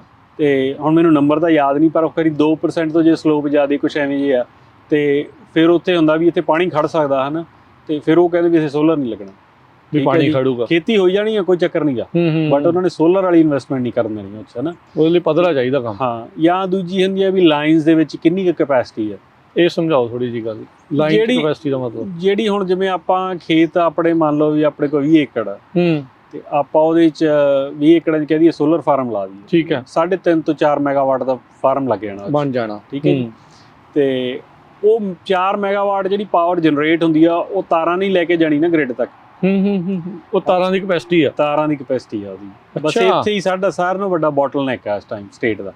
ਓਕੇ, ਸਾਰੇ ਜਗ੍ਹਾ ਮਤਲਬ ਹਾਈ ਪਾਵਰ, ਹਾਈ ਕੈਪੈਸਿਟੀ ਵਾਲੀ ਨਹੀਂ ਗੀ, ਕਿਉਂਕਿ ਜੇ ਤੁਹਾਡੇ ਖੇਤ ਨੂੰ ਉਹਨਾਂ ਨੇ ਪਾਵਰ ਦਿੱਤੀ ਆ ਤਾਂ ਉੱਥੇ 25 ਕਿਲੋਵਾਟ ਦਾ ਟਰਾਂਸਫਾਰਮਰ ਲੱਗਿਆ ਹੋਣਾ, ਹਨਾ, ਤੇ ਉਨੀਆਂ ਕੀ ਲਾਈਨਾਂ ਹੋਣਗੀਆਂ। 25 ਨਹੀਂ, ਉੱਥੇ 40 ਦੀ ਲਾ ਦੇਣਗੇ, ਕਿਉਂਕਿ ਹਮੇਸ਼ਾ ਓਵਰ ਡਿਜ਼ਾਈਨ ਕਰ ਦਿੰਦੇ ਵੀ ਥੋੜਾ ਜਿਹਾ ਹੋਰ। ਹਾਂ, ਤੇ ਉਹੀ ਆਪਸ਼ਨ ਆ। ਹੁਣ ਇੱਥੇ ਇੱਕ ਰੀਸੈਂਟਲੀ ਪ੍ਰੋਜੈਕਟ ਹੈਗਾ ਜੀ, ਤੇ ਅਸੀਂ ਕਰ ਰਹੇ ਹਾਂ ਕੰਮ ਇੱਕ ਗਰੋਅਰ ਨਾਲ, ਤੇ ਉਸ ਏਰੀਏ ਦੇ ਵਿੱਚ ਕੱਲੀ 3 ਮੈਗਾਵਾਟ ਦੀ ਕੈਪੈਸਿਟੀ ਆ। ਉਹ ਤੋਂ ਵੱਡਾ ਤਾਂ ਫਿਰ ਪ੍ਰੋਜੈਕਟ ਲੱਗ ਵੀ ਨਹੀਂ ਸਕਦਾ। ਹਾਂ, ਉਹਦੇ ਕੋਲ ਆਪਦੇ ਕੋਲ 100 ਏਕੜ ਆ, ਉਹ ਕਹਿੰਦਾ ਜੀ 100 'ਚ ਹੀ ਲਵਾ ਦਿਓ ਤੁਸੀਂ ਸੋਲਰ, ਲੱਗਣਾ ਹੀ 15 'ਚ। ਉਹ ਵੀ ਜੇ ਉਹਨੇ ਜਿਹੜਾ ਪਹਿਲੋਂ ਇਲਾਕੇ 'ਚ ਲਵਾ ਗਿਆ ਫਿਰ ਬਿਲਕੁਲ ਮੁੜ ਕੇ ਲੱਗਣਾ ਵੀ ਨਹੀਂ ਕਿਸੇ ਦਾ। ਫਿਰ ਉਸ ਲਾਈਨ ਤੇ ਉਹ 15 ਏਕੜ ਹੀ ਲੱਗਣੇ ਆ, 3 ਮੈਗਾਵਾਟ ਦਾ ਸਿਸਟਮ ਹੀ ਲੱਗਣਾ, ਜਿਹੜਾ ਮਰਜ਼ੀ ਲਵਾ ਲਓ, ਜਿਹੜਾ ਪਹਿਲੋਂ ਲਵਾ ਗਿਆ। ਇਹ ਜੀ ਸਿਚੁਏਸ਼ਨ ਬਹੁਤ ਬੜੀਆਂ ਹੋਈਆਂ ਨੇ। ਇਹ ਨਹੀਂ ਅੱਛਾ, ਪਰ ਫਿਰ ਇਹ ਪੱਕਾ ਪਾਏਦਾਰ ਸੋਲੂਸ਼ਨ ਨਹੀਂ ਹੋਇਆ ਸੋਲਰ ਦਾ ਵੀ। ਨਹੀਂ, ਪਾਏਦਾਰ ਸੋਲੂਸ਼ਨ ਅੱਜ ਕਰਨ ਜੀ ਉਹ ਹੁੰਦਾ ਵੀ ਜਿੱਥੇ ਤੁਸੀਂ, ਜਦੋਂ ਆਪਾਂ ਬਹੁਤ ਵਾਰ ਇਹਦੇ ਬਾਰੇ ਗੱਲ ਕੀਤੀ ਆ, ਜੇ ਮੰਨ ਲਓ ਵੀ ਤੁਹਾਡੇ ਕੋਲ 4000 ਏਕੜ ਆ ਕਿਤੇ, ਠੀਕ ਹੈ ਜੀ, ਤੁਸੀਂ 4000 ਹੀ ਸੋਲਰ ਲਾਉਣਾ, ਫਿਰ ਤੁਸੀਂ PG&E ਸਾਊਥਰਨ ਕੈਲੀਫੋਰਨੀਆ ਤੇ ਡਿਪੈਂਡੈਂਟ ਨਹੀਂ। ਫਿਰ ਜਿਹਨੇ ਪ੍ਰੋਜੈਕਟ ਲਿਖਣਾ ਉਹਨੇ ਤਾਰਾਂ ਵੀ ਅਪਗ੍ਰੇਡ ਦੀ ਕਾਸਟ ਨਾਲ ਹੀ ਪਾਉਣੀ, ਵਿੱਚ ਹੀ ਆਉਣੀ ਆ ਉਹਦੇ। ਵੱਡੀਆਂ ਕੰਪਨੀਆਂ ਹੀ ਕਰਦੀਆਂ ਨੇ। ਇਹ ਆਪਾਂ ਹੁਣ 40 ਕਰੋੜ ਦੀ ਗੱਲ ਕਰ ਰਹੇ ਨਾ, ਜਿਹੜਾ 5, 10, 20, 40, 50, 100 ਏਕੜ ਵਾਲਾ, ਉਹਦੇ ਕੋਲ ਆਪਸ਼ਨ ਨਹੀਂ ਹੁੰਦੀ। ਉਹਦੇ ਤੇ PG&E ਤਾਰਾਂ ਨਹੀਂ ਅਪਗ੍ਰੇਡ ਕਰ ਸਕਦੀ, ਜਾਂ ਕੋਈ ਵੀ ਜਿਹੜਾ ਪ੍ਰੋਵਾਈਡਰ ਆ। ਆਪਣਾ PG&E ਚਲੋ ਸਾਊਥਰਨ ਕੈਲੀਫੋਰਨੀਆ ਐਡੀਸਨ ਆ ਯਾਰ, ਐਡੀਸਨ ਹੈ ਨਾ। ਜੇ ਤੁਸੀਂ ਜਾ ਕੇ ਦੇਖੋਗੇ 5 ਦੇ ਨੇੜੇ ਤੇੜੇ ਜਿੰਨੇ ਕੁ ਸੋਲਰ ਲੱਗੇ ਆ, ਖਾਸ ਕਰਕੇ ਸਾਨੂੰ ਅਕੀਨ ਵੈਲੀ 'ਚ, ਕਿੰਗਸ ਤੇ ਕਰਨ ਕਾਊਂਟੀ 'ਚ ਜਾਂ ਟਲੈਰੀ 'ਚ, ਉੱਥੇ ਸਾਰਿਆਂ ਦੇ ਗ੍ਰਿਡ ਨਵੇਂ ਲੱਗੇ ਆ, ਪ੍ਰੋਜੈਕਟ ਵੀ ਵੱਡੇ ਆ। ਅੱਛਾ, ਉਹ ਵੀ ਮੈਂ ਕਈ ਹਜ਼ਾਰ ਏਕੜ 'ਚ ਲੱਗਿਆ, ਨਾਲ ਹੀ ਗ੍ਰਿਡ ਬਣ ਗਿਆ। ਉੱਥੋਂ ਫਿਰ ਉਹ ਆਪ ਹੀ ਪਾਵਰ ਟਰਾਂਸਫਰ ਕਰਦੇ, ਉਹ ਆਪ ਦੀ ਰਿਸਪੌਂਸਿਬਿਲਟੀ ਹੁੰਦੀ ਆ ਪ੍ਰੋਜੈਕਟਸ ਦੀ, ਜਿਹਨੇ ਵੀ ਉਹ ਕੀਤਾ, ਚਾਹੇ ਉਹ ਗਰੋਅਰ ਨੇ ਕੀਤਾ, ਚਾਹੇ ਕਿਸੇ ਪ੍ਰਾਈਵੇਟ ਫੰਡ ਨੇ ਕੀਤਾ। ਓਕੇ, ਉਹਨੂੰ ਆਪ ਦੇਖਣਾ ਪੈਂਦਾ, ਆਪ ਜਿਹੜੀ ਜ਼ਿੰਮੇਵਾਰੀ ਜਿਹੜੀ ਉਹ ਲੈਣੀ ਹੈ। ਸੋ ਇੱਥੇ ਫਿਰ ਹੁਣ ਜਿੱਦਾਂ ਇਹ ਤੁਸੀਂ ਦੱਸ ਰਹੇ ਹੋ ਵੀ 10 15 20 ਜਾਂ 100 ਵਾਲੇ ਆ, ਉਹਦੇ ਵਿੱਚ ਜੇ ਕੁਛ ਲੱਗਾ ਆ, ਬਦਾਮ ਲੱਗੇ ਆ, ਸੌਗੀ ਲੱਗੀ, ਪਿਸਤਾ ਲੱਗਾ, ਕੁਛ ਲੱਗਾ ਆ, ਤਾਂ ਫਿਰ ਉੱਥੇ ਇਹ ਆ ਵੀ ਕੁਛ ਹਿੱਸਾ ਸੋਲਰ ਤੇ ਕੁਛ ਹਿੱਸਾ ਖੇਤੀ, ਕਿਉਂਕਿ ਪਾਣੀ ਜੇ ਤੁਹਾਨੂੰ ਲਿਮਿਟਿਡ ਮਿਲਦਾ ਹੈ, ਜਿੱਥੇ ਤੁਹਾਨੂੰ ਫੀਸ ਪੈਨਲਟੀ ਜਿੱਥੇ ਤੱਕ ਨਹੀਂ ਪੈਂਦੀ, ਓਨੇ ਕੁ ਦੇ ਵਿੱਚ ਦੇਖ ਲਓ ਵੀ ਫਿਰ ਕਿੰਨਾ ਕੁ ਤੁਸੀਂ ਖੇਤੀ ਕਰ ਸਕਦੇ, ਉਨੀ ਖੇਤੀ ਰੱਖ ਲਓ, ਬਾਕੀ ਇਹੋ ਜਿਹੀ ਚੀਜ਼। ਹਾਂ ਨਹੀਂ, ਇਹੀ ਸਭ ਤੋਂ ਬੈਸਟ ਸੋਲੂਸ਼ਨ, ਹਾਈਬ੍ਰਿਡ ਸੋਲੂਸ਼ਨ। ਬਹੁਤ ਸਾਰੇ ਗਰੋਅਰਾਂ ਦਾ ਜਿਹੜੇ ਸਾਡੇ ਨਾਲ ਕੰਮ ਕਰ ਰਹੇ ਆ, ਆਪਾਂ ਅੱਗੇ ਵੀ ਕਈ ਵਾਰ ਗੱਲ ਕੀਤੀ ਵੀ ਜਿਹੜੇ ਬੈਂਕਰਪਸੀ ਦੇ ਨੇੜੇ ਸੀਗੇ ਹੈ ਨਾ, ਉਹਨਾਂ ਦੀ ਬੈਂਕਰਪਸੀ ਨਾ ਫਾਈਲ ਹੋਣ ਦੀ ਕਾਰਨ ਇਹੀ ਅਜੇ ਤੱਕ ਵੀ ਉਹਨਾਂ ਨੇ ਸੋਲਰ ਕੰਟਰੈਕਟ ਕਰ ਲਏ ਸਾਈਂ। ਠੀਕ ਹੈ ਨਾ। ਇਹ ਕਦੋਂ ਤੱਕ ਚੱਲਣਗੇ ਸੋਲਰ ਕੰਟਰੈਕਟ? ਓਵਰ ਕੈਪੈਸਿਟੀ ਤਾਂ ਨਹੀਂ ਹੋ ਜੂ ਫਿਰ? ਨਹੀਂ, ਹਜੇ ਤਾਂ ਸਟੇਟ ਕੋ ਮੈਨੂੰ ਲੱਗਦਾ ਵੀ 24-25 ਗੀਗਾਵਾਟ ਦਾ ਹੁਣ ਹੋਏਗਾ। ਪਹਿਲਾਂ 15-16 ਦੇ ਨੰਬਰ ਆਉਂਦੇ ਸੀ, ਲੇਟੈਸਟ ਇੰਨੇ ਕਾ ਹੈ ਨਾ, ਤੇ 70 ਗੀਗਾਵਾਟ ਚਾਹੀਦੀ ਸਾਨੂੰ। ਇਹ ਤਾਂ ਬਹੁਤ ਪੈਂਦਾ ਪਿਆ, ਫਿਰ ਤਾਂ ਬਹੁਤ ਕਾਫੀ ਹੈ। ਹਾਂ ਠੀਕ ਹੈ ਨਾ। ਸੋ ਉਸ ਐਂਗਲ ਤੋਂ ਉੱਥੇ ਨਹੀਂ ਪਹੁੰਚੇਗੇ। ਹਾਂ, ਸਟੇਟ ਦੇ ਜਿਹੜੇ ਇਨਫਰਾਸਟ੍ਰਕਚਰ 'ਚ ਬੋਟਲਨੈਕਸ ਨੇ ਨਾ, ਉਹ ਪ੍ਰੋਬਲਮ ਕ੍ਰੀਏਟ ਕਰ ਰਹੇ ਆ। ਰੈਡ ਟੇਪ ਮਤਲਬ ਵੀ ਤਾਰਾਂ ਨਹੀਂ ਅਪਗ੍ਰੇਡ ਗਈਆਂ, ਪੀਜੀ ਨਹੀਂ ਕੋਈ ਨੇ ਪੈਸੇ, ਇਨਫਰਾਸਟ੍ਰਕਚਰ ਨਹੀਂ, ਹਾਂ ਉਹ ਉਹਨਾਂ ਕੋਈ ਨੇ ਪੈਸੇ ਨਹੀਂ ਹੈਗੇ ਵੀ ਉਹ ਇਨਫਰਾਸਟ੍ਰਕਚਰ ਅਪਗ੍ਰੇਡ ਕਰਕੇ ਦੇ ਦੇਣ। ਪੈਸੇ ਤਾਂ ਅਰਸ਼ੋਂ ਦਾ ਹੋਣੇ ਆ, ਛਿੱਲ ਤਾਂ ਲਾਈ ਰੱਖਦੇ ਸਾਰਿਆਂ ਦੀ। ਨਹੀਂ ਦੇਖੋ, ਮੇਰੀ ਰੀਸੈਂਟਲੀ ਇੱਕ ਪੀਜੀਐਨਡੀ ਦੇ ਐਗਜ਼ੈਕਟਿਵ ਨਾਲ ਗੱਲਬਾਤ ਹੋ ਰਹੀ ਸੀ। ਮੈਂ ਕਿਹਾ ਵੀ ਤੁਸੀਂ ਇਹ ਕਰੀ 18 ਬਿਲੀਅਨ ਦਾ ਕਿੰਨਾ ਪ੍ਰੋਫਿਟ ਕੀਤਾ ਇਹਨਾਂ ਨੇ ਪਿਛਲੇ ਸਾਲ। ਉਹ ਕਹਿੰਦਾ ਵੀ ਪ੍ਰੋਫਿਟ ਤਾਂ ਹੈਗਾ, ਪਰ ਉਹ 'ਚ ਇਹ ਨਹੀਂ ਨਾ ਤੁਹਾਨੂੰ ਦੱਸਿਆ ਗਿਆ ਵੀ ਕਿੰਨੇ ਬਿਲੀਅਨ ਅਸੀਂ ਆਲਰੇਡੀ ਦੇਣਾ, ਜਿਹੜੇ ਕਲੇਮ ਹੋਏ ਨੇ ਸਾਡੇ। ਪੁੱਠੇ ਕੰਮ ਨਾ ਕਰ ਰਹੇ ਕਰਨ। ਸੋ ਪੈਸੇ ਪੂਸੇ ਹੈ ਨਹੀਂ ਉਹਨਾਂ ਕੋਲ ਦਿਖਾਉਣ ਲਈ, ਦੇਖਿਆ ਜਾਵੇ। ਨਹੀਂ ਫਿਰ ਇਹਦਾ ਮਤਲਬ ਸ਼ੇਅਰ ਮਾਰਕੀਟ ਉਹਨੂੰ ਬਚਾਉਣ ਖਾਤਰ ਦਿਖਾਈ ਜਾਂਦੇ, ਸਟੇਟ ਹੀ ਬਚਾਈ ਜਾਂਦਾ ਉਹਨਾਂ ਨੂੰ। ਸਟੇਟ ਹੀ ਆ, ਆਪਾਂ ਹੀ ਬਚਾ ਰਹੇ ਹਾਂ। ਸਟੇਟ ਵੀ ਕਿਹਨੂੰ ਬਚਾਓ? ਟੈਕਸ ਮਨੀ ਤੋਂ ਜਿਹੜਾ ਉਹ ਚੱਲ ਰਿਹਾ। ਸੋ ਬੇਲ ਆਊਟ ਮਿਲ ਰਿਹਾ ਉਹਨਾਂ ਨੂੰ ਹਰ ਸਾਲ। ਜਿੰਨਾ ਹੁਣ ਵੱਡੀ ਪੀਜੀਐਨਡੀ ਹੈਗੀ ਆ, ਤੇ ਉਹਨਾਂ ਫਾਇਰ ਹੈਜ਼ਰਡ ਆ ਕੈਲੀਫੋਰਨੀਆ 'ਚ। ਹਰੇਕ ਸਾਲ ਅੱਗ ਲੱਗਦੀ ਆ, ਹਰੇਕ ਸਾਲ ਉਹਨਾਂ ਦੀ ਕੋਈ ਨਾ ਕੋਈ ਗਲਤੀ ਨਿਕਲ ਆਉਂਦੀ ਆ, ਹਰੇਕ ਸਾਲ ਹੀ ਉਹਨਾਂ ਦੇ ਲਾਸ ਸੂਟ ਹੋ ਜਾਂਦੇ ਆ। ਉਹ ਪੈਸੇ ਆਪਦੇ ਆਪ ਨੂੰ ਅੱਡ ਰੱਖਦੇ ਆ ਹੁਣ ਉਹ ਬਕਟਸ। ਰੇਨੀ ਡੇ ਫੰਡ ਨਹੀਂ, ਵਾਈਲਡ ਫਾਇਰ ਫੰਡ। ਸੋ ਜਿਹੜੀ ਤੁਸੀਂ ਹਾਈਬ੍ਰਿਡ ਮਾਡਲ ਦੀ ਗੱਲ ਕੀਤੀ ਹੈ, ਦੇਖੋ ਹਾਈਬ੍ਰਿਡ ਮਾਡਲ ਵੀ ਕਈ ਤਰ੍ਹਾਂ ਦੇ ਬਣ ਜਾਂਦੇ ਆ। ਤੇ ਇਹ ਤੇ ਆਪਾਂ ਨਾ ਵਰਕਸ਼ਾਪ ਵੀ ਕਰਾਂਗੇ, ਕਿਉਂਕਿ ਮੈਨੂੰ ਕਾਫੀ ਫੀਡਬੈਕ ਜਾਂ ਕੁਐਸਚਨ ਇਸ ਤੇ ਆ ਰਹੇ ਸੀ ਹੈ ਨਾ। ਤੇ ਆਪਾਂ ਰੇਡੀਓ ਚਲੋ ਕਵਰ ਕਰਦੇ ਹਾਂ, ਬਟ ਜ਼ਿਆਦਾ ਜੇ ਕਲਾਸਰੂਮ ਸੈਟਅਪ 'ਚ ਵਿਜ਼ੂਅਲ ਬਣਾ ਕੇ ਅਗਲੇ ਨੂੰ ਦਿਖਾਇਆ ਜਾਵੇ, ਫੇਰ ਮੈਨੂੰ ਲੱਗਦਾ ਜ਼ਿਆਦਾ ਹੈਲਪਫੁਲ ਹੋਊਗਾ, ਜਾਂ ਵਰਕਸ਼ਾਪ ਟਾਈਪ 'ਚ ਹੈ ਨਾ। ਕਿਉਂਕਿ ਹਰ ਇੱਕ ਬੰਦੇ ਦੇ ਸਰਕਮਸਟਾਂਸ ਵੱਖਰੇ ਆ, ਸਿਚੁਏਸ਼ਨ ਹਰ ਇੱਕ ਦੀ ਵੱਖੋ ਵੱਖਰੀ ਆ। ਹਾਂਜੀ, ਨਹੀਂ ਕਈ ਵਾਰ ਆਪਾਂ ਰਾਏ ਕਹਿੰਦੇ ਆਪਾਂ ਉਵੇਂ, ਜਿਵੇਂ ਹੁਣ ਆਪਾਂ ਦੱਸਤਾ ਹੈ ਨਾ ਵੀ ਹਾਈਬ੍ਰਿਡ ਮਾਡਲ ਬਣਾ ਲਓ, ਵੀ ਤੁਸੀਂ ਥੋੜੇ ਸੋਲਰ ਲਵਾ ਲਓ, ਬਾਕੀ ਛੱਡ ਲਓ। ਪਰ ਇਹ ਵੀ ਇੰਨੀ ਸਿੰਪਲੀਫਾਈਡ ਚੀਜ਼ ਨਹੀਂ ਹੈਗੀ। ਹੁਣ ਜਿਵੇਂ ਇੱਕ ਗਰੋਅਰ, ਜਦੋਂ ਕੋਈ ਮੈਨੂੰ ਫੋਨ ਕਰਦਾ ਨਾ, ਅਸਲ 'ਚ ਉਹ 'ਚ ਆਪਦੇ ਆਪ ਨੂੰ ਫਿਰ ਸਿੱਖਣ ਨੂੰ ਮਿਲਦਾ ਕੁਛ। ਤੇ ਜਿਵੇਂ ਇੱਕ ਗਰੋਅਰ ਨੇ ਫੋਨ ਕੀਤਾ, ਮੈਗਸਾ 'ਚ ਜ਼ਮੀਨ ਆ ਆਪਣੇ ਇੱਥੇ ਹੀ ਹੈ ਨਾ, ਫ੍ਰੈਜ਼ਨੋ ਕਾਊਂਟੀ। ਤੇ ਉਹ ਕਹਿੰਦਾ ਭਾਈ ਮੇਰੀ 3 ਜਗ੍ਹਾ ਜ਼ਮੀਨ ਆ ਹੈ ਨਾ, ਤੇ 3 ਹੀ ਵਾਈਟ ਲੈਂਡ ਆ ਹੈ ਨਾ। ਤੇ ਉਹ ਸੋਲਰ ਪ੍ਰੋਜੈਕਟ ਉਹਦਾ ਦੀ ਹੈਲਪ ਕਰ ਰਹੇ ਸੀ ਆਪਾਂ। ਠੀਕ ਹੈ, ਉਹਦੇ ਚੈੱਕ 'ਚ ਸੋਲਰ ਪ੍ਰੋਜੈਕਟ ਖੇਤ 'ਚ ਉਹਦਾ ਕਰ ਰਹੇ ਆ, ਇਨ ਪ੍ਰੋਸੈਸ ਲੱਗ ਸਕਦਾ। ਹਾਂ, ਲੱਗ ਸਕਦਾ। ਤੇ ਉਹ ਕਹਿੰਦਾ ਵੀ ਪਰ ਫਿਰ ਮੈਨੂੰ ਇੱਥੇ ਕਹਿੰਦਾ ਥੋੜੀ ਜ਼ਮੀਨ ਛੱਡ ਦਿਓ, ਮੈਂ ਇਹ 'ਚ ਕਹਿੰਦਾ ਨਾਲ ਖੇਤੀ ਕਰ ਲੂੰ। ਫਿਰ ਮੈਂ ਉਹਨੂੰ ਇਹ ਗੱਲ ਸਮਝਾਈ, ਫਿਰ ਮੇਰੇ ਦਿਮਾਗ 'ਚ ਆਈ ਵੀ ਇਹ ਗੱਲ ਤਾਂ ਮੈਂ ਕਦੇ ਵੀ ਨਹੀਂ ਮੈਂਸ਼ਨ ਕੀਤੀ ਪ੍ਰੋਗਰਾਮ 'ਚ ਕਿਸੇ 'ਚ, ਬਈ ਜੇ ਤੁਸੀਂ ਸੇਮ GSA 'ਚ ਆ ਨਾ, ਤਾਂ ਤੁਹਾਨੂੰ ਵਾਟਰ ਕ੍ਰੈਡਿਟ ਤੁਸੀਂ ਇੱਕ ਫੀਲਡ ਤੋਂ ਦੂਜੇ ਫੀਲਡ ਟ੍ਰਾਂਸਫਰ ਕਰ ਸਕਦੇ। ਅੱਛਾ, ਵੀ ਉੱਥੇ ਖੇਤੀ ਨਹੀਂ ਕਰਨੀ, ਉਹਦੀ ਥਾਂ ਤੇ ਇੱਧਰ ਪਾਣੀ ਕੱਢ ਲਓ। ਪਰ ਜੇ ਤੁਸੀਂ ਸੇਮ ਬੇਸਨ 'ਚ ਤੇ ਜੇ ਸੇਮ GSA 'ਚ ਆ, ਫਿਰ ਤਾਂ ਬੜਾ ਹੀ ਸੌਖਾ ਕੰਮ। ਸੇਮ GSA ਮੰਨ ਲਓ ਸਾਡਾ ਵਾਟਰ ਡਿਸਟ੍ਰਿਕਟ ਸੇਮ ਆ, ਜੇ FID ਹੈ ਮੈਕਸਾ 'ਚ ਹੀ ਹੈ ਤੈਨੂੰ ਪ੍ਰੋਪਰ। ਉਹਨਾਂ ਨੇ ਤੁਹਾਡੇ ਲਿਮਿਟ ਲਾਤੀ ਵੀ ਭਾਈ ਤੂੰ ਇੰਨੀ ਕੱਢ ਸਕਦਾ ਹਨਾ, 16 ਕੱਢ ਰਿਹਾ, ਪਰ ਮੈਂ ਇੱਧਰ ਕੱਢ ਰਿਹਾ ਉਹੀ ਜਿਹੜੇ ਮੇਰੇ ਉਧਰਲੇ ਕ੍ਰੈਡਿਟ। 16 ਜਮਾ 16 32 ਹੋ ਜੂ ਫਿਰ ਇੱਕ ਪਾਸੇ। ਤੇ ਜੇ ਤਾਂ ਸੇਮ GSA 'ਚ ਆ, ਫਿਰ ਬਹੁਤ ਸਿੰਪਲੀਫਾਈਡ ਪ੍ਰੋਸੈਸ ਹੈ। ਸੇਮ ਬੇਸਨ 'ਚ ਵੀ ਐਕਸੈਪਸ਼ਨ ਲਿਖ ਦਿੰਦੇ ਆ, ਜ਼ਿਆਦਾ ਬੇਸਨ ਇਹ ਇੱਕ ਤੋਂ ਦੂਜੇ GSA 'ਚ ਤੁਸੀਂ ਕਰ ਲਓ ਹਨਾ। ਤੇ ਬੇਸਨ ਟੂ ਬੇਸਨ ਨਹੀਂ ਟ੍ਰਾਂਸਫਰ ਹੋਣ ਦਿੰਦੇ ਹੈ ਜੀ ਕ੍ਰੈਡਿਟ, ਓਨਲੀ ਵਿਦ ਇਨ ਬੇਸਨ। ਹਾਂ, ਤੇ ਉਹ ਫਿਊਚਰ 'ਚ ਹੋਊਗਾ, ਇਹ ਵੀ ਆਪਸ਼ਨਸ ਹੋਣਗੇ, ਕਰਨਾ ਪੈਣਾ। ਕਿਉਂਕਿ ਬਹੁਤ ਸਾਰੇ ਬੇਸਨ ਹੈ ਨਾ, ਜਿਵੇਂ ਬਾਉਂਡਰੀ ਤਾਂ ਹੁਣ ਇੱਕ ਬਾਉਂਡਰੀ ਤੇ ਲੱਗਦੀ ਹੈ, ਤੁਹਾਡਾ ਕਿਹੜਾ ਇੱਧਰਲੇ ਬੇਸਨ 'ਚ ਹੋ ਸਕਦਾ, ਦੂਜਾ ਦੂਜੇ 'ਚ ਹੋ ਸਕਦਾ, ਇਦਾਂ ਹੀ ਹੈ ਨਾ। ਤੇ ਜਾਂ ਤੁਸੀਂ ਅੱਧੇ ਮਾਈਲ ਤੇ ਹੀ ਆ। ਹੈ ਨਾ। ਤੇ ਬਹੁਤ ਸਾਰੀ ਟ੍ਰਾਂਜੀਸ਼ਨਲ ਲੈਂਡ ਆ ਜਾਂਦੀ ਹੈ, ਕੁਦਰਤੀ ਬਣੀ ਹੋਈ ਹੈ, ਜਿੱਥੇ ਉਹ ਲੈਂਡ ਦੋਨੇ ਬੇਸਨ 'ਚ ਮਿਕਸ ਹੋਈ ਹੋਈ ਹੈ। ਸੋ ਇਹ ਬਹੁਤ ਸਾਰੀਆਂ ਹਜੇ ਕੰਪਲੀਕੇਸ਼ਨਸ ਹੈਗੀਆਂ ਨੇ। ਤੇ ਜਿਹੜਾ ਜੇ ਕੋਈ ਵਿਸ਼ਾ ਮੈਨੂੰ ਲੱਗਦਾ ਵੀ ਇਹ ਗੱਲ ਹੋਰ ਪਾਸੇ ਦਾ ਨਹੀਂ ਮੈਂ ਲਿਜਾਣੀ ਚਾਹੁੰਦਾ, ਪਰ ਜੇ ਕੋਈ ਜਵਾਕ ਅੱਜ ਕੱਲ੍ਹ ਸਕੂਲ ਜਾ ਰਿਹਾ ਤਾਂ ਉਹਨਾਂ ਨੂੰ ਕਹਿ ਵੀ ਵਾਟਰ ਲਾਅ ਤੇ ਪੜ੍ਹੋ, ਜੇ ਵਕੀਲ ਬਣਨਾ ਤਾਂ ਵਾਟਰ ਲਾਅ ਪੜ੍ਹੋ, ਤੁਹਾਨੂੰ ਸਾਰੀ ਜ਼ਿੰਦਗੀ ਦੇ ਪੈਸੇ ਨੇ। ਕੇਸ ਬਥੇਰੇ ਆਉਣੇ ਆ, ਕੇਸ ਬਹੁਤ ਆਉਣੇ ਆ। ਹਾਂ, ਪ੍ਰਵੇਸ਼ਨ ਤੇ ਜ਼ਮੀਨਾਂ ਅਜੇ ਵੀ ਜਾ ਰਹੀਆਂ, ਪ੍ਰਵੇਸ਼ਨ ਤੇ ਜਾ ਰਹੀਆਂ ਜੀ। ਕੋਈ ਯੂ ਟਰਨ ਵੀ ਹੋਏ ਆ, ਜਿਵੇਂ ਕਰਨ ਵਾਲਿਆਂ ਨੂੰ ਕਹਿਤਾ ਸੀਗਾ ਵੀ ਸਾਰੇ ਬੇਸਨ ਨੂੰ ਵੀ ਤੁਹਾਨੂੰ ਸਮਾਂ ਦਿੱਤਾ ਜਾਂਦਾ, ਹੋਰ ਤੁਹਾਡੀ ਪ੍ਰੋਗਰੈਸ ਵਧੀਆ। ਮਤਲਬ ਫਰਵਰੀ ਸੀਗੀ ਉਹਨਾਂ ਦੀ, ਉਹਨਾਂ ਨੂੰ ਜੂਨ ਤੱਕ ਦਾ ਸਮਾਂ ਦਿੱਤਾ, 4 ਮਹੀਨੇ ਹੋਰ। ਜਿਹੜੀਆਂ ਤੁਹਾਡੀਆਂ 2 ਚੀਜ਼ਾਂ ਰਹਿੰਦੀਆਂ ਉਹ ਵੀ ਕੰਪਲੀਟ ਕਰ ਲਓ, ਦੁਬਾਰਾ ਆ ਜਿਓ, ਹੈ ਨਾ। GSA ਬਣਾ ਕੇ ਹਾਂ, ਮਤਲਬ ਉਹਨਾਂ ਦਾ ਬਣਿਆ ਹੀ ਹੋਇਆ, ਉਹ ਤਾਂ ਸਾਰਾ GSP ਹੈਗੀ ਆ, ਹੈ ਨਾ। ਸੋ ਉਹ ਤਾਂ ਚੱਲ ਹੀ ਰਿਹਾ ਹਜੇ ਤੱਕ। ਤਾਂ 2 ਬੇਸਨ ਹੀ ਪ੍ਰੋਬੇਸ਼ਨਰੀ ਤੇ ਆ ਜਿੱਥੇ ਸਟੇਟ ਦਾ ਕੰਟਰੋਲ ਆ, ਕਲੈਰੀ ਲੋਕ ਬੇਸਨ ਆ ਤੇ ਈਸਟਰਨ ਟੋਲੀ ਹੈ ਨਾ। ਇੱਥੇ ਬਹੁਤ ਜ਼ਿਆਦਾ ਮਤਲਬ ਇਹੋ ਜਿਹੇ ਵੀ ਏਰੀਆ, ਪਰ ਇਹੀ ਥਾਂ ਸੀ ਜਿੱਥੇ ਹੁਣ ਜਦੋਂ ਹੜ੍ਹ ਆਇਆ ਸੀ, ਮੀਂਹ ਪਏ ਸੀ, ਵੀ ਇੱਥੇ ਟਲੈਰੀ ਲੇਕ ਵੀ ਇੱਥੇ ਹੀ ਬਣੀ ਸੀ। ਉਹ ਪਾਣੀ ਨੇ ਬਹੁਤ ਹੈਲਪ ਕੀਤੀ ਹੋਣੀ ਹੈ, ਜਿਹੜਾ ਖੜਿਆ ਰਿਹਾ। ਹਾਂ, ਬਹੁਤ ਜ਼ਿਆਦਾ ਹੈਲਪ ਕੀਤੀ ਹੋਣੀ। ਜੇ ਉਹ ਵੀ ਨਾ ਹੁੰਦਾ ਤਾਂ ਕੰਮ ਖਰਾਬ ਹੀ ਸੀ। ਫਿਰ ਤਾਂ ਬਹੁਤ ਹੋਣਾ ਸੀ, ਕਿਉਂਕਿ ਐਵਰੇਜ ਹੀ ਦੇਖਦੇ ਆ। ਫਿਰ ਵੀ ਦੇਖ ਲਓ 5-5.5 ਇੰਚ ਪਾਣੀ ਕੱਢਣ ਦਿੰਦੇ ਆ ਉਹ ਏਰੀਆ 'ਚ ਸਿਰਫ। ਹਾਂ, ਕਹਿਣਾ ਹੀ ਸੌਖਾ ਹੈ, 5.5 ਇੰਚ ਨਾਲ ਕੁਛ ਨਹੀਂ ਹੋਣਾ, ਕੁਛ ਵੀ ਨਹੀਂ ਹੋਣਾ। ਸੋ ਇਹ ਜਿਹੜੇ ਹਾਈਬ੍ਰਿਡ ਮਾਡਲ ਦੇ ਵਿੱਚ ਹਰ ਤਾਂ ਸੋਲਰ ਨਹੀਂ ਲੱਗ ਸਕਦਾ, ਓਬਵੀਅਸ ਜੀ ਗੱਲ ਆ। ਕਪੈਸਿਟੀ ਦੀ, ਜਿੱਦਾਂ ਤੁਸੀਂ ਦੱਸਿਆ, ਲਾਈਨ ਕਪੈਸਿਟੀ ਦੀ ਇੱਕ ਵੱਡੀ ਜਿਹੜੀ ਦਿੱਕਤ ਆ ਉਹ ਹੈਗੀ, ਇਨਫਰਾਸਟਰਕਚਰ ਦੀ ਹੈਗੀ ਆ। ਇਸ ਹਾਈਬ੍ਰਿਡ ਮਾਡਲ ਦੇ ਵਿੱਚ ਹੋਰ ਕੀ ਹੁੰਦਾ ਹੈ? ਕਿੱਦਾਂ ਦੇ ਹੋਰ ਹਾਈਬ੍ਰਿਡ ਮਾਡਲ ਤੁਸੀਂ ਦੇਖ ਰਹੇ ਆ, ਜਾਂ ਡਿਜ਼ਾਈਨ ਨੂੰ ਲੈ ਕੇ ਰਿਸਰਚ ਹੋ ਰਹੀ ਆ, ਜਾਂ ਉੱਤੇ ਚਰਚਾ ਹੋ ਰਹੀ? ਦੇਖੋ, ਹਾਈਬ੍ਰਿਡ ਮਾਡਲ 'ਚ ਇਕੱਲਾ ਸੋਲਰ ਹੀ ਨਹੀਂ ਆਉਂਦਾ ਹੈਗਾ, ਅਲਟਰਨੇਟਿਵ ਕ੍ਰੌਪਸ ਵੀ ਆਉਂਦੀਆਂ ਨੇ, ਹੈ ਨਾ। ਤੁਸੀਂ ਡਿਵਰਸੀਫਾਈ ਕਰ ਲਓ ਇਹੋ ਜਿਹੀਆਂ ਕ੍ਰੌਪਸ ਨਾਲ, ਜਿੱਥੇ ਤੁਸੀਂ ਜਿਸ ਸਾਲ ਤੁਹਾਨੂੰ ਪਾਣੀ ਮਿਲਦਾ ਉਸ ਸਾਲ ਉੱਥੇ ਉਹ ਕ੍ਰੌਪ ਲਾ ਲਓ, ਜਿਸ ਸਾਲ ਨਹੀਂ ਮਿਲਦਾ ਉੱਥੇ ਨਾ ਲਾਓ। ਠੀਕ ਹੈ ਜੀ। ਇੱਕ ਤਾਂ ਇਹ ਚੀਜ਼ ਹੁੰਦੀ ਹੈ, ਕਿਉਂਕਿ ਬਹੁਤ ਸਾਰੇ ਏਰੀਏ ਇਹੋ ਜਿਹੇ ਨੇ ਜਿਹੜੇ ਕਨੈਕਟਡ ਨੇ ਡਿਚ ਵਾਟਰ ਨਾਲ, ਬਟ ਉਹਨਾਂ ਕੋਲ ਰਾਈਟ ਸੀਨੀਅਰ ਨਹੀਂ ਗੇ। ਜਿਵੇਂ ਮੰਡੇਰੇ ਬੇਸਨ ਦੀ ਆਪਾਂ ਐਗਜ਼ਾਮਪਲ ਲੈ ਲਈਏ, ਉੱਥੇ ਕਲਾਸ 1, ਕਲਾਸ 2, ਕਲਾਸ 3 ਰਾਈਟਸ ਨੇ, ਹੈ ਨਾ, ਜਿਨ੍ਹਾਂ ਨੂੰ ਪਾਣੀ ਮਿਲਦਾ। ਪਹਿਲਾਂ ਰਾਈਪੇਰੀਅਨ ਹੋ ਗਏ, ਰਾਈਪੇਰੀਅਨ ਦਾ ਹੋ ਗਏ ਵੀ ਜਿਨ੍ਹਾਂ ਦੇ ਸੀਨੀਅਰ ਵਾਟਰ ਰਾਈਟਸ ਆ ਦਰਿਆ ਦੇ ਨਾਲ ਲੱਗਦੇ ਆ, ਉਹਨਾਂ ਦਾ ਕੋਈ ਲਿਮਿਟ ਨਹੀਂ, ਐਜ਼ ਲੌਂਗ ਐਜ਼ ਆਪਦੀ ਪ੍ਰੋਪਰਟੀ ਯੂਜ਼ ਕਰਦੇ ਆ, ਕੱਢੀ ਜਾਓ ਜਿੰਨਾ ਕੱਢਣਾ। ਠੀਕ ਹੈ, ਉਹਨੂੰ ਕੋਈ ਚੈਲੰਜ ਨਹੀਂ ਕਰਦਾ ਹੈਗਾ, ਹੈ ਨਾ। ਪ੍ਰੀ 1914 ਰਾਈਟਸ ਕਹਿੰਦੇ ਨੇ। ਠੀਕ ਹੈ। ਤੇ ਦੂਜਾ ਫਿਰ ਕਲਾਸ 1 ਰਾਈਟਸ ਆ ਜਾਂਦੇ ਆ ਜੀ। ਠੀਕ ਹੈ, ਜਿਹੜੇ ਜਿਨ੍ਹਾਂ ਨੂੰ ਪਾਣੀ ਬਾਅਦ 'ਚ ਮਿਲਿਆ, ਪਰ ਉਹਨਾਂ ਨੇ ਸਭ ਤੋਂ ਪਹਿਲਾਂ ਪਾਣੀ ਲਿਆ ਸੀ ਉੱਥੇ ਜਦੋਂ ਖੇਤੀ ਸ਼ੁਰੂ ਹੋਈ ਸੀ। ਠੀਕ ਹੈ।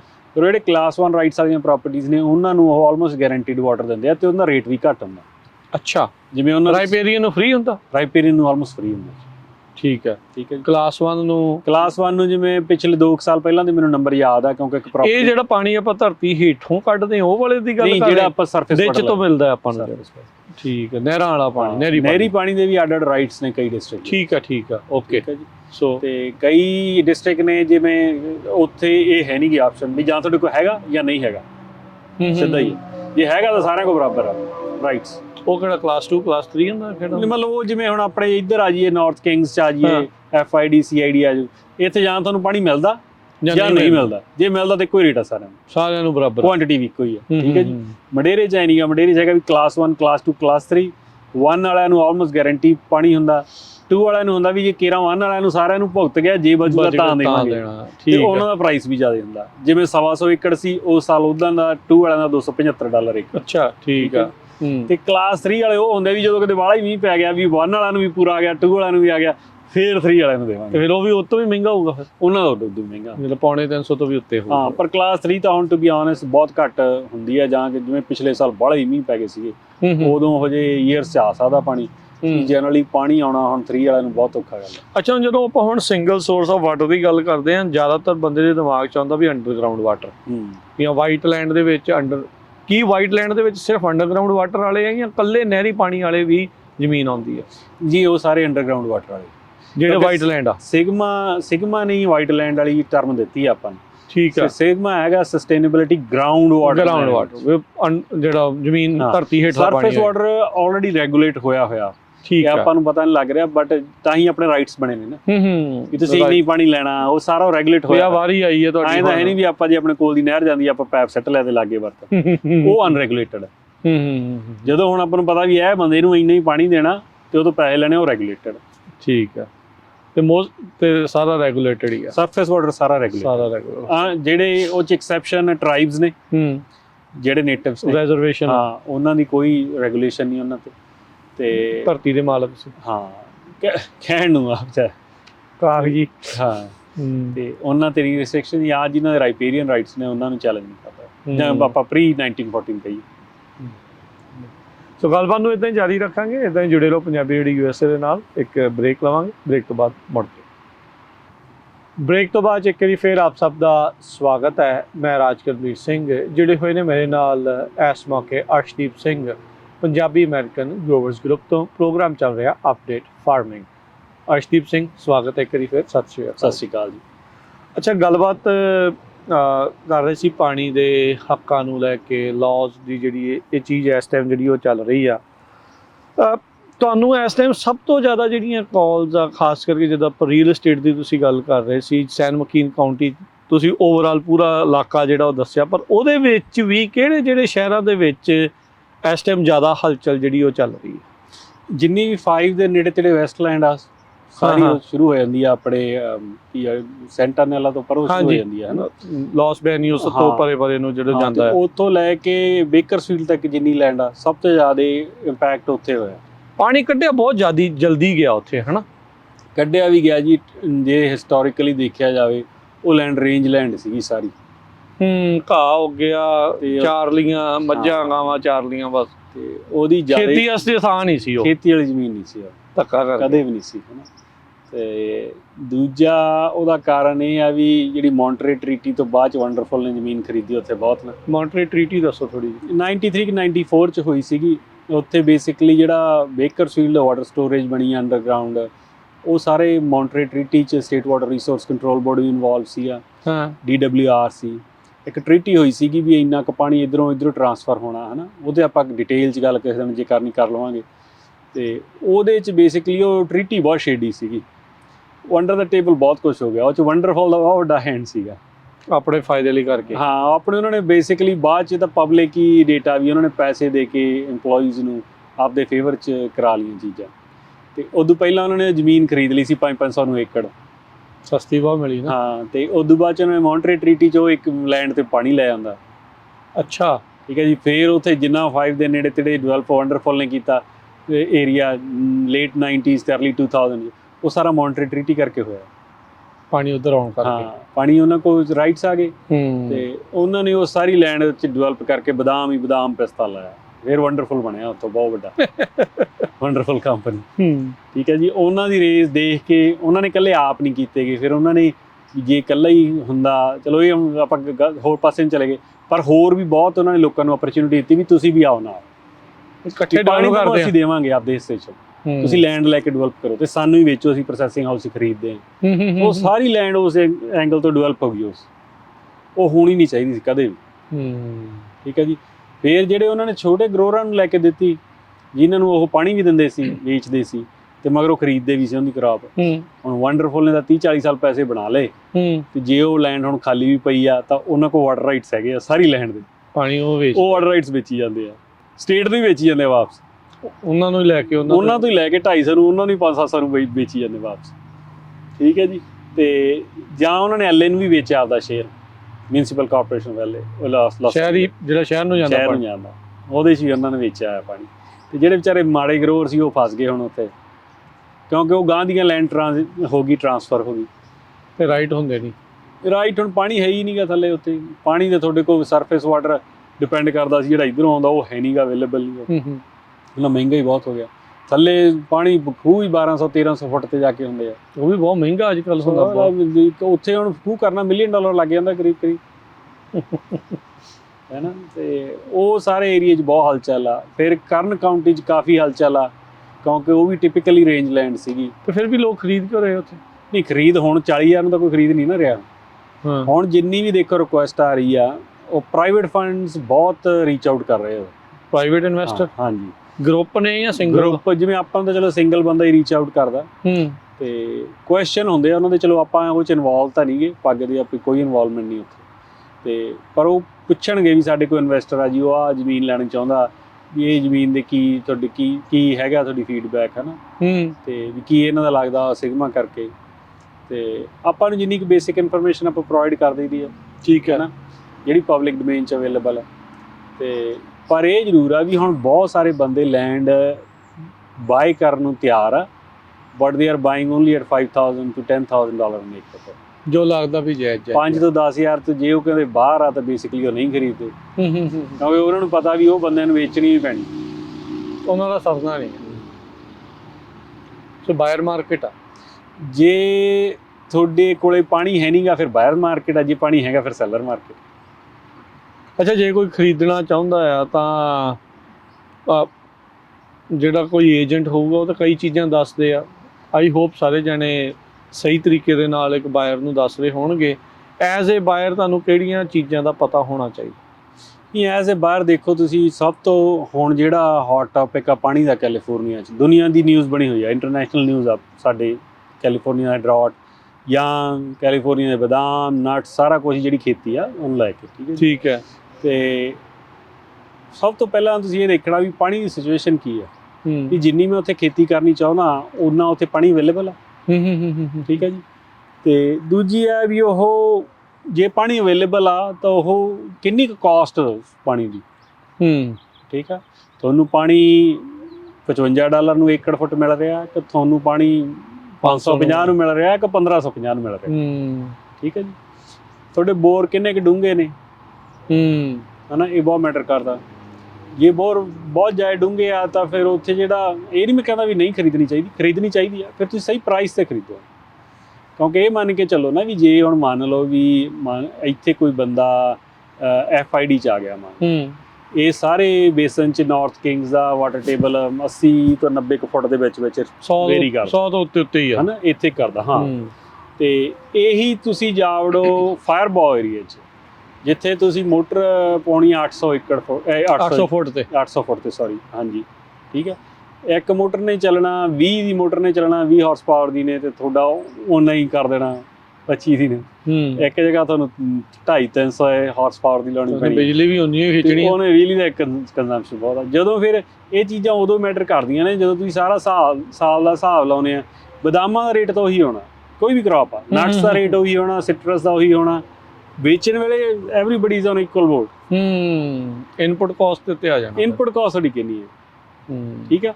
ਉਹ ਇਨਪੁਟ ਕਾਸਟ ਜੇ ਜ਼ਿਆਦੇ ਆ ਤਾਂ ਉਹਦੀ ਪ੍ਰਾਪਰਟੀ ਦੇ ਪ੍ਰਾਈਸ 'ਚ ਕੰਪਨਸੇਟ ਹੋਣੀ ਚਾਹੀਦੀ, ਤਾਂ ਹੀ ਹੈ।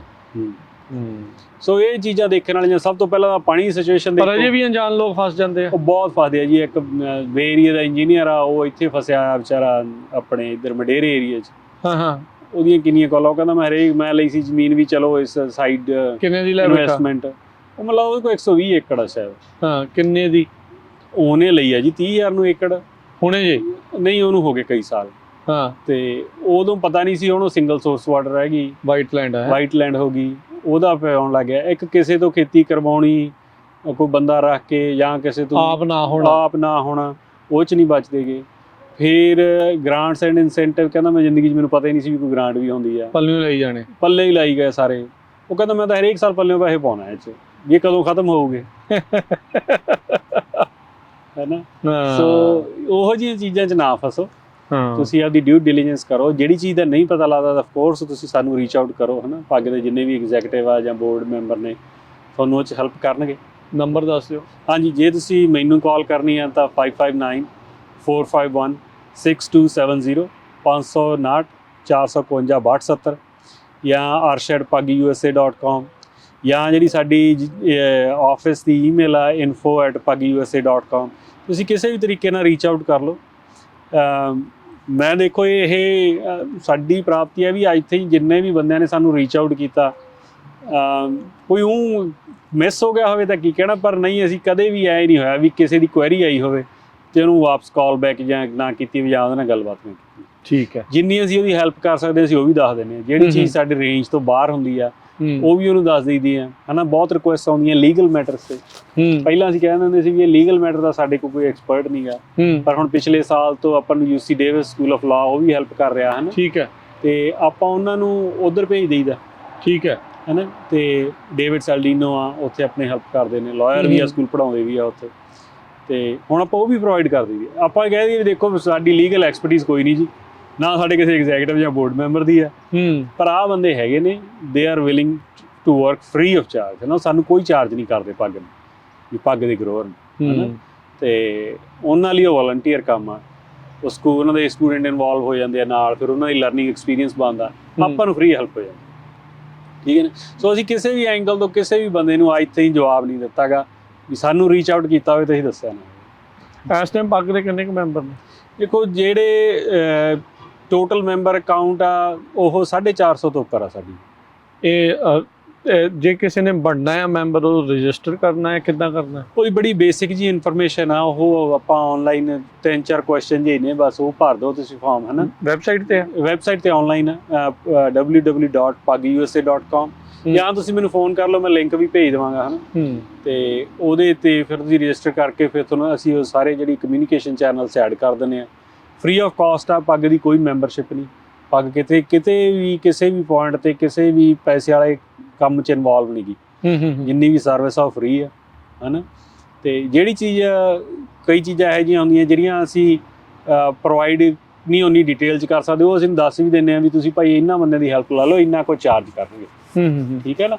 ਜਾਂ ਵੀ ਇਹ ਬੰਦੇ ਤੁਸੀਂ UC ਕੋ ਜਾਵੜੋ ਉੱਥੇ ਫ੍ਰੀ ਆਫ ਚਾਰਜ ਆ, ਜਿਵੇਂ ਵੀ ਹੈਗਾ ਸਿਸਟਮ, ਪਰ ਉਹਨੂੰ ਅਸੀਂ ਪੂਰਾ ਰਾਹ ਦਿਖਾਈਦਾ ਜੋ ਪਤਾ ਵੀ ਤੈਨੂੰ ਕੀ ਕਰਨਾ ਚਾਹੀਦਾ। ਠੀਕ ਆ। ਸੋ ਤੁਸੀਂ ਇੱਥੇ ਗੱਲ ਕੀਤੀ ਸੀ, ਉਹ ਜਿੱਦਾਂ ਬੇਰੀ ਵਾਲੇ ਦੀ ਗੱਲ ਕੀਤੀ ਸੀ ਵੀ ਉਹਨੂੰ ਪਤਾ ਹੀ ਨਹੀਂ ਆ ਗ੍ਰਾਂਟਸ ਦਾ ਜਾਂ ਕੀ ਜਿਹੜੀਆਂ ਸਬਸਿਡੀਜ਼ ਆ ਜਾਂ ਜੋ ਵੀ ਆ। ਇਸ ਮੌਕੇ ਕਿਹੜੀਆਂ ਗ੍ਰਾਂਟਸ ਦਾ ਵਕਤ ਚੱਲ ਰਿਹਾ ਹੈ? ਨਹੀਂ, ਇਸ ਮੌਕੇ ਦੇਖੋ ਗ੍ਰਾਂਟਸ ਬਹੁਤ ਹੀ ਘੱਟ ਨੇ, ਹੈ ਨਾ। USDA ਦੀਆਂ ਥੋੜੀਆਂ ਜੀਆਂ, ਕੰਮ ਡੈਡ ਹੋਇਆ ਪਿਆ। ਹਾਂ, ਕੰਮ, ਕਿਉਂਕਿ USDA ਦੇ ਜਿਹੜੇ ਐਕਟਿਵ ਕੰਟਰੈਕਟ ਸੀ ਉਹ ਤਾਂ ਚਲੋ ਐਕਟਿਵ ਨੇ, ਜਿਹੜੀਆਂ IRA ਰਿਲੇਟਡ ਸੀ ਉਹ ਸਾਰੀਆਂ ਬੰਦ ਨੇ, ਹੋਲਡ ਤੇ ਨੇ ਜਾਂ ਕਹਿ ਦਿਓ। ਤੇ ਜਿਹੜੀਆਂ ਦੂਜੀਆਂ ਗ੍ਰਾਂਟਸ ਨੇ, ਸਟੈਂਡਰਡ ਗ੍ਰਾਂਟਸ, ਉਹੀ ਚੱਲ ਰਹੀਆਂ ਵੀ ਤੁਸੀਂ ਇਰੀਗੇਸ਼ਨ ਸਿਸਟਮ ਅਪਗ੍ਰੇਡ ਕਰਾਉਣਾ, ਉਹਦੀ ਪਰ ਡੈਡਲਾਈਨ ਪਹਿਲੇ ਕੁਆਟਰ 'ਚ ਹੀ ਜ਼ਿਆਦਾ ਚਾਂਸ ਹੁੰਦਾ ਉਹਨਾਂ ਦੇ ਫਿਸਕਲ ਈਅਰ ਦੇ ਹਿਸਾਬ ਨਾਲ, ਜਿਹੜਾ ਅਕਤੂਬਰ ਤੋਂ ਸ਼ੁਰੂ ਹੁੰਦਾ ਨਾ, ਅਕਤੂਬਰ ਦਸੰਬਰ ਦਾ। ਜਿਨ੍ਹਾਂ ਨੇ ਉਦੋਂ ਐਪਲੀਕੇਸ਼ਨਾਂ ਲਾਈਆਂ ਸੀ ਉਹਨਾਂ ਨੂੰ ਹੁਣ ਡਿਸੀਜਨ ਆ ਰਹੇ ਨੇ ਵੀ ਕਿਸੇ ਨੂੰ ਮਿਲ ਗਈ, ਕਿਸੇ ਨੂੰ ਨਹੀਂ ਮਿਲੀ, ਵਟ ਹੈ ਨਾ। ਤੇ ਇੱਕ ਤਾਂ ਉਹ ਆ CDFA ਦੀਆਂ ਥੋੜ੍ਹੀਆਂ ਜਿਹੀਆਂ ਹੈਗੀਆਂ ਜਿੱਥੇ ਤੁਹਾਨੂੰ ਉਹ ਤੁਹਾਡੇ ਕੁਛ ਕੁ ਐਕਸਪੈਂਸਿਸ ਰੀਇੰਬਰਸ ਕਰ ਦਿੰਦੇ ਆ ਐਕਸਟ੍ਰੀਮ ਵੈਦਰ ਲਈ, ਹੈ ਨਾ, ਜਾਂ ਡਰਾਟ ਰਿਲੇਟਡ ਐਕਸਪੈਂਸਿਸ ਲਈ, ਤੇ ਉਹ ਐਕਟਿਵ ਆ। ਤੇ ਬਾਕੀ ਤਾਂ ਹੁਣ ਜ਼ਿਆਦਾ ਗ੍ਰਾਂਟਸ ਐਕਟਿਵ ਆਹ ਸਾਲ ਦੇ ਐਂਡ ਤੇ ਅਗਲੇ ਸਾਲ ਦੇ ਸ਼ੁਰੂ 'ਚ ਹੋਣਗੀਆਂ। ਜਾਂ ਸਵੀਪ ਵਾਲੀਆਂ, ਸਵੀਪ ਆ, ਹੈਲਥੀ ਸੋਇਲ ਆ, ਹੋਰ ਵੀ ਕਈ ਗ੍ਰਾਂਟਸ ਨੇ। ਇਹ ਲੋਕਲ ਸਟੇਟ ਦੀਆਂ ਹੈ? ਇਹ ਸਟੇਟ ਦੀ। ਤੁਸੀਂ ਲਾਸਟ ਟਾਈਮ ਜਦੋਂ ਦੱਸ ਰਹੇ ਸੀਗੇ, ਪਿੱਛੇ ਜੇ ਦੱਸਿਆ ਸੀਗਾ ਵੀ ਜਿਹੜੇ ਬਜਟ ਨੂੰ ਲੈ ਕੇ ਤੁਹਾਨੂੰ ਪੱਗ ਵਾਲਿਆਂ ਨੂੰ ਉੱਥੇ ਸੱਦਿਆ ਗਿਆ ਸੀਗਾ, ਉਹਦੀ ਕੀ ਅਪਡੇਟ ਹੈਗੀ ਆ? ਦੇਖੋ ਜੀ, ਬਜਟ ਵਾਲੀ ਮੀਟਿੰਗ 'ਚ ਆਪਾਂ ਬੈਠੇ ਸੀ, ਹੈ ਨਾ, ਤੇ ਉੱਥੇ ਆਪਾਂ ਆਪਦੀ ਇਨਪੁਟ ਦਿੱਤੀ ਸੀ। ਉਸ ਤੋਂ ਬਾਅਦ ਦੇ ਵਿੱਚ ਜਿਹੜੇ ਬੰਦੇ ਪਾਲਿਸੀ ਬਣਾਉਂਦੇ ਆ, CDFA ਦਾ ਸਟਾਫ ਤੇ ਕੁਛ ਕੁ ਵਾਲੰਟੀਅਰ ਰਲ ਕੇ, ਜਿਨ੍ਹਾਂ ਨੇ ਉਹ ਸੈਕਟਰੀ ਨੂੰ ਰეკਮੈਂਡੇਸ਼ਨ ਲਿਖਣੀਆਂ ਹੁੰਦੀਆਂ ਨੇ, ਉਹਦੇ 'ਚ ਵੀ ਹੁਣ ਆਪਣੀ ਇਨਵੋਲਵਮੈਂਟ ਆ, ਹੈ ਨਾ। ਉਹਦਾ ਮੈਂ ਇੱਕ ਮੈਂਬਰ ਹਾਂ ਉਸ ਟੀਮ ਦਾ, ਠੀਕ ਹੈ। ਪਰ ਆਪਾਂ ਉਸ 'ਚ ਬਹੁਤ ਲੇਟ ਐਂਟਰ ਹੋਏ ਸੀ, ਪਰ ਆਪਣੀ ਪਾਰਟੀਸਪੇਸ਼ਨ ਨੂੰ ਦੇਖ ਕੇ ਉਹਨਾਂ ਨੇ ਐਕਸੈਪਸ਼ਨ ਲਿਖੀ ਸੀਗੀ ਟੀਮ ਨੇ, ਬਈ ਤੁਹਾਨੂੰ ਵੋਟਿੰਗ ਰਾਈਟਸ ਨਹੀਂ ਹੋਣਗੇ ਕਿਉਂਕਿ ਉਹ ਟੀਮ ਆਲਰੇਡੀ ਬਣੀ ਹੋਈ ਆ। ਅੱਛਾ ਜੀ, ਪਰ ਤੁਸੀਂ ਐਜ਼ ਇਨਪੁਟ ਦਿਓ, ਆ ਕੇ ਬੈਠੋ, ਐਡਵਾਈਸ ਕਰੋ, ਬੈਠੋ। ਤਾਂ ਉਹਦੇ 'ਚ ਵੀ ਆਪਣੀ ਇਨਵੋਲਵਮੈਂਟ ਹੈਗੀ ਆ। ਉਹ ਅਸੀਂ ਮੰਥਲੀ ਮੀਟਿੰਗ ਹੁੰਦੀ ਹੈ ਸਾਡੀ, ਹੈ ਨਾ, ਤੇ CDFA ਸਟਾਫ ਵੀ ਆਉਂਦਾ, ਉਹ ਵੀ ਪ੍ਰੈਜ਼ੈਂਟ ਕਰਦਾ ਸਾਡੇ ਮੂਹਰੇ ਆ ਕੇ, ਤੇ ਉਹਨਾਂ ਚੀਜ਼ਾਂ 'ਚ ਆਪਣੀ ਇਨਵੋਲਵਮੈਂਟ ਹੈਗੀ ਆ। ਹੁਣ ਵੀ ਬਜਟ ਕਿਵੇਂ ਸਪੈਂਡ ਹੋਣਾ, ਅੱਗੇ ਦੇਖੋ ਰਾਜਕਰਨ ਜੀ, ਜਦੋਂ ਆਪਾਂ ਰੇਡੀਓ ਪ੍ਰੋਗਰਾਮ ਸ਼ੁਰੂ ਕੀਤਾ ਹੁੰਦਾ ਸੀਗਾ, ਆਪਾਂ ਨੂੰ ਗ੍ਰਾਂਟਾਂ ਦਾ ਪਤਾ ਹੀ ਨਹੀਂ ਹੁੰਦਾ ਸੀ, ਨਹੀਂ ਸੀ ਪਤਾ, ਉਦੋਂ ਪਤਾ ਲੱਗਦਾ ਜਦੋਂ ਲੰਘ ਜਾਂਦਾ ਸੀਗਾ। ਹੁਣ ਦੇਖੋ ਵੀ ਆਪਣਾ ਸਫ਼ਰ ਇੱਥੇ ਚਲਾ ਗਿਆ ਵੀ ਜਿੱਥੇ ਜਿਨ੍ਹਾਂ ਨੇ ਸੈਕਟਰੀ ਨੂੰ ਰੈਕਮੈਂਡ ਕਰਨਾ ਵੀ ਇਹ ਪੈਸੇ ਐਂ ਸਪੈਂਡ ਹੋਣੇ ਚਾਹੀਦੇ ਆ, ਉੱਥੇ ਆਪਣੀ ਇਨਵੋਲਵਮੈਂਟ। ਤੁਸੀਂ ਦੇਖਦੇ ਆ ਵੀ ਓਵਰਆਲ ਵੇਸਟਫੁਲ ਬਹੁਤ ਆ ਕੰਮ? ਵੇਸਟਫੁਲ ਤਾਂ ਦੇਖੋ ਹੈਗਾ ਹੀ ਹੈਗਾ, ਉਹਦੇ ਬਹੁਤ ਕਾਰਨ ਆ। ਜਿਹੋ ਜਿਹਾ ਸਿਸਟਮ ਬਣਿਆ ਉਹ ਕਿਸੇ ਨੂੰ ਆਪਾਂ ਪੁਆਇੰਟ ਫਿੰਗਰ ਨਹੀਂ ਕਰ ਸਕਦੇ। ਇੱਕ ਐਗਜ਼ਾਮਪਲ ਹੀ ਲੈ ਲਓ ਵੀ ਹੁਣ CDFA ਜੇ ਕਿਸੇ ਨੂੰ ਬਲੌਕ ਗ੍ਰਾਂਟ ਦਿੰਦੀ ਹੈ ਤਾਂ $5 ਮਿਲੀਅਨ ਦਿੰਦੀ ਹੈ, ਤਾਂ ਉਹ 'ਚ ਕਹਿੰਦੀ $1 ਮਿਲੀਅਨ ਤੁਸੀਂ ਰੱਖੋ, ਉਹ 'ਚ $7.5 ਲੱਖ ਤੁਹਾਡੀ ਐਡਮਿਨਿਸਟ੍ਰੇਟਿਵ ਕਾਸਟ ਆ, 4 ਲੱਖ ਤੁਸੀਂ ਗਰੋਅਰ ਨੂੰ ਬਣਨਾ, ਠੀਕ ਹੈ। 2.5 ਲੱਖ 'ਚ ਤੁਸੀਂ ਉਹਨੂੰ ਜਿਹੜੀਆਂ ਦੇਣੀਆਂ ਨੇ TS ਸਰਵਿਸਿਜ਼ ਪ੍ਰੋਵਾਈਡ ਕਰਨੀ, ਉਹਦੀ ਹੈਲਪ ਕਰਨੀ, ਗ੍ਰਾਂਟ ਰਾਈਟਿੰਗ 'ਚ ਉਹਦਾ ਕੋਈ ਕੁਐਸਚਨ ਆ, ਹੈ ਨਾ, ਜਿਵੇਂ ਵੀ। ਤੇ ਹੁਣ ਬੇਸਿਕਲੀ $7.5 ਲੱਖ ਦਾ ਗਰੋਅਰ ਨਹੀਂ ਨਾ ਪਹੁੰਚ ਰਿਹਾ, ਮਿਲੀਅਨ ਹੀ ਲਾਓ, ਚਲੋ ਮੰਨ ਲਓ ਵੀ 25% ਤਾਂ ਉੱਡ ਗਿਆ ਨਾ, 20%, ਠੀਕ ਹੈ ਜੀ। CDFA ਕਰ ਨਹੀਂ ਸਕਦਾ ਕਿਉਂਕਿ ਉਹਨਾਂ ਕੋਈ ਨਾ ਸਟਾਫ ਨਹੀਂ ਉਹ ਹਾਇਰ ਕਰ ਸਕਦੇ। ਹੁਣ ਜਿੱਡਾ ਚੈਕਿੰਗ ਕੋਈ ਨਹੀਂ ਦੇਖੋ, ਜੇ ਤਾਂ ਹੁਣ CDFA ਆਪ ਬਣਨਾ ਚਾਹਵੇ ਬਣ ਸਕਦਾ, ਇਨ ਪਾਸਟ ਬਣਦੇ ਰਹੇ ਆ, ਤੇ ਪਰ ਜੇ ਹੁਣ ਐਡੇ ਵੱਡੇ ਬਜਟ ਨੂੰ ਵੰਡਣ ਲਈ ਵੀ ਤਾਂ ਉਹਨਾਂ ਨੂੰ ਸਟਾਫ ਹਾਇਰ ਕਰਨਾ ਬਹੁਤ ਮਗਰ ਪੈਣਾ। ਉਹਨਾਂ ਨੂੰ ਕਦੇ ਵੀ ਨਹੀਂ ਕਰ ਸਕਦੇ ਹਾਇਰ, ਕਿਉਂਕਿ ਉਹਨਾਂ ਦਾ ਆਪਦੇ ਬਜਟ ਨੇ।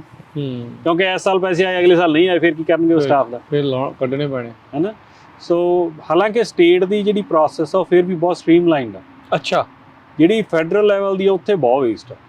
ਅੱਛਾ।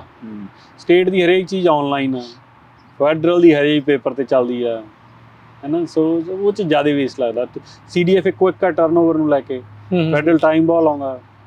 ਫੈਡਰਲ 'ਚ ਹੁਣ 50 ਸਟੇਟਾਂ ਇੱਥੇ ਇਕੱਲੇ ਹੀ, ਜਿਵੇਂ ਮਰਜ਼ੀ ਕਰ ਲਓ, ਪਰ ਉਹਨਾਂ ਦਾ ਬਜਟ ਵੀ ਵੱਡਾ, ਤੇ ਬਜਟ ਵੀ ਛੋਟਾ, ਉਹਨਾਂ ਦੀ ਟੀਮ ਵੀ ਵੱਡੀ, ਦੀ ਟੀਮ ਵੀ ਛੋਟੀ ਆ। ਸੋ ਆਈ ਥਿੰਕ ਸਭ ਤੋਂ ਵੱਡੇ EMPLOYEE ਤਾਂ USDA ਹੀ ਆ। ਹਾਂ, USDA ਦਾ ਬਹੁਤ ਵੱਡਾ, ਦੇਖੋ ਕਿੱਡਾ ਬਜਟ ਹੁੰਦਾ, ਕਈ ਟ੍ਰਿਲੀਅਨ ਡਾਲਰ ਦਾ। ਸੋ ਕਿੰਨੇ ਬਲਾਕਾਂ ਦੇ ਵਿੱਚ ਤਾਂ ਉੱਥੇ ਉਹਨਾਂ ਦੇ ਆਫਿਸ ਆ ਵਾਸ਼ਿੰਗਟਨ DC ਦੇ ਵਿੱਚ। ਜਦੋਂ ਗਏ ਸੀ ਉਦੋਂ ਜਾਣ ਦਾ ਮੌਕਾ ਮਿਲਿਆ ਸੀਗਾ। So it's pretty huge. ਕੱਢੇ ਵੀ ਬਹੁਤ ਆ ਹੁਣ ਉਹਨਾਂ ਨੇ, ਕਈਆਂ ਨੇ ਵਲੰਟੀਅਰ ਇੱਕ ਬਲਾਕ ਹੀ ਬੰਦ ਕਰਨ ਨੂੰ ਕਹਿੰਦੇ ਸੀਗੇ, ਦੋ ਬਿਲਡਿੰਗ ਕਿਤੇ ਚੱਕ ਦੋ ਇਹਨਾਂ ਨੂੰ। ਸੋ ਦੇਖੋ ਕੀ ਜਿਹੜਾ ਇਸ ਦੇ ਵਿੱਚ ਬਣਦਾ। ਤਾਂ ਹੀ ਮੈਨੂੰ ਲੱਗਦਾ ਗ੍ਰਾਂਟਾਂ ਦਾ ਵੀ ਕੰਮ ਤਾਂ ਵੀ ਥੋੜਾ ਬਹੁਤਾ ਢਿੱਲਾ ਆ, ਵੀ ਬਜਟ ਘੱਟ ਵੀ ਆ, EMPLOYEE ਵੀ ਇੱਧਰ ਉੱਧਰ ਆ। ਸੋ ਇਹਨੂੰ ਸਟ੍ਰੀਮਲਾਈਨ ਹੁੰਦਿਆਂ ਨੂੰ ਅਜੇ ਲੱਗ ਜਾਣਾ ਸਾਲ ਕੁ, ਮੈਨੂੰ ਲੱਗਦਾ। ਹਾਂ, ਨਹੀਂ ਸਾਲ ਤਾਂ ਲੱਗੂਗਾ ਹੀ, ਜਿਸ ਹਿਸਾਬ ਨਾਲ ਚੇਂਜਸ ਲਿਆਂਦੀਆਂ ਨਾ, ਚੇਂਜਸ ਦੀ ਨੇਰੀ ਹੋਈ ਆਈ ਪਈ ਆ। ਹਾਂ, ਹੈ ਨਾ। ਸੋ ਇਹਨੂੰ ਸੈਟਲ ਡਾਊਨ ਹੁੰਦੇ ਇਹਨੂੰ ਸਾਲ ਕੁ ਲੱਗ ਜਾਊਗਾ।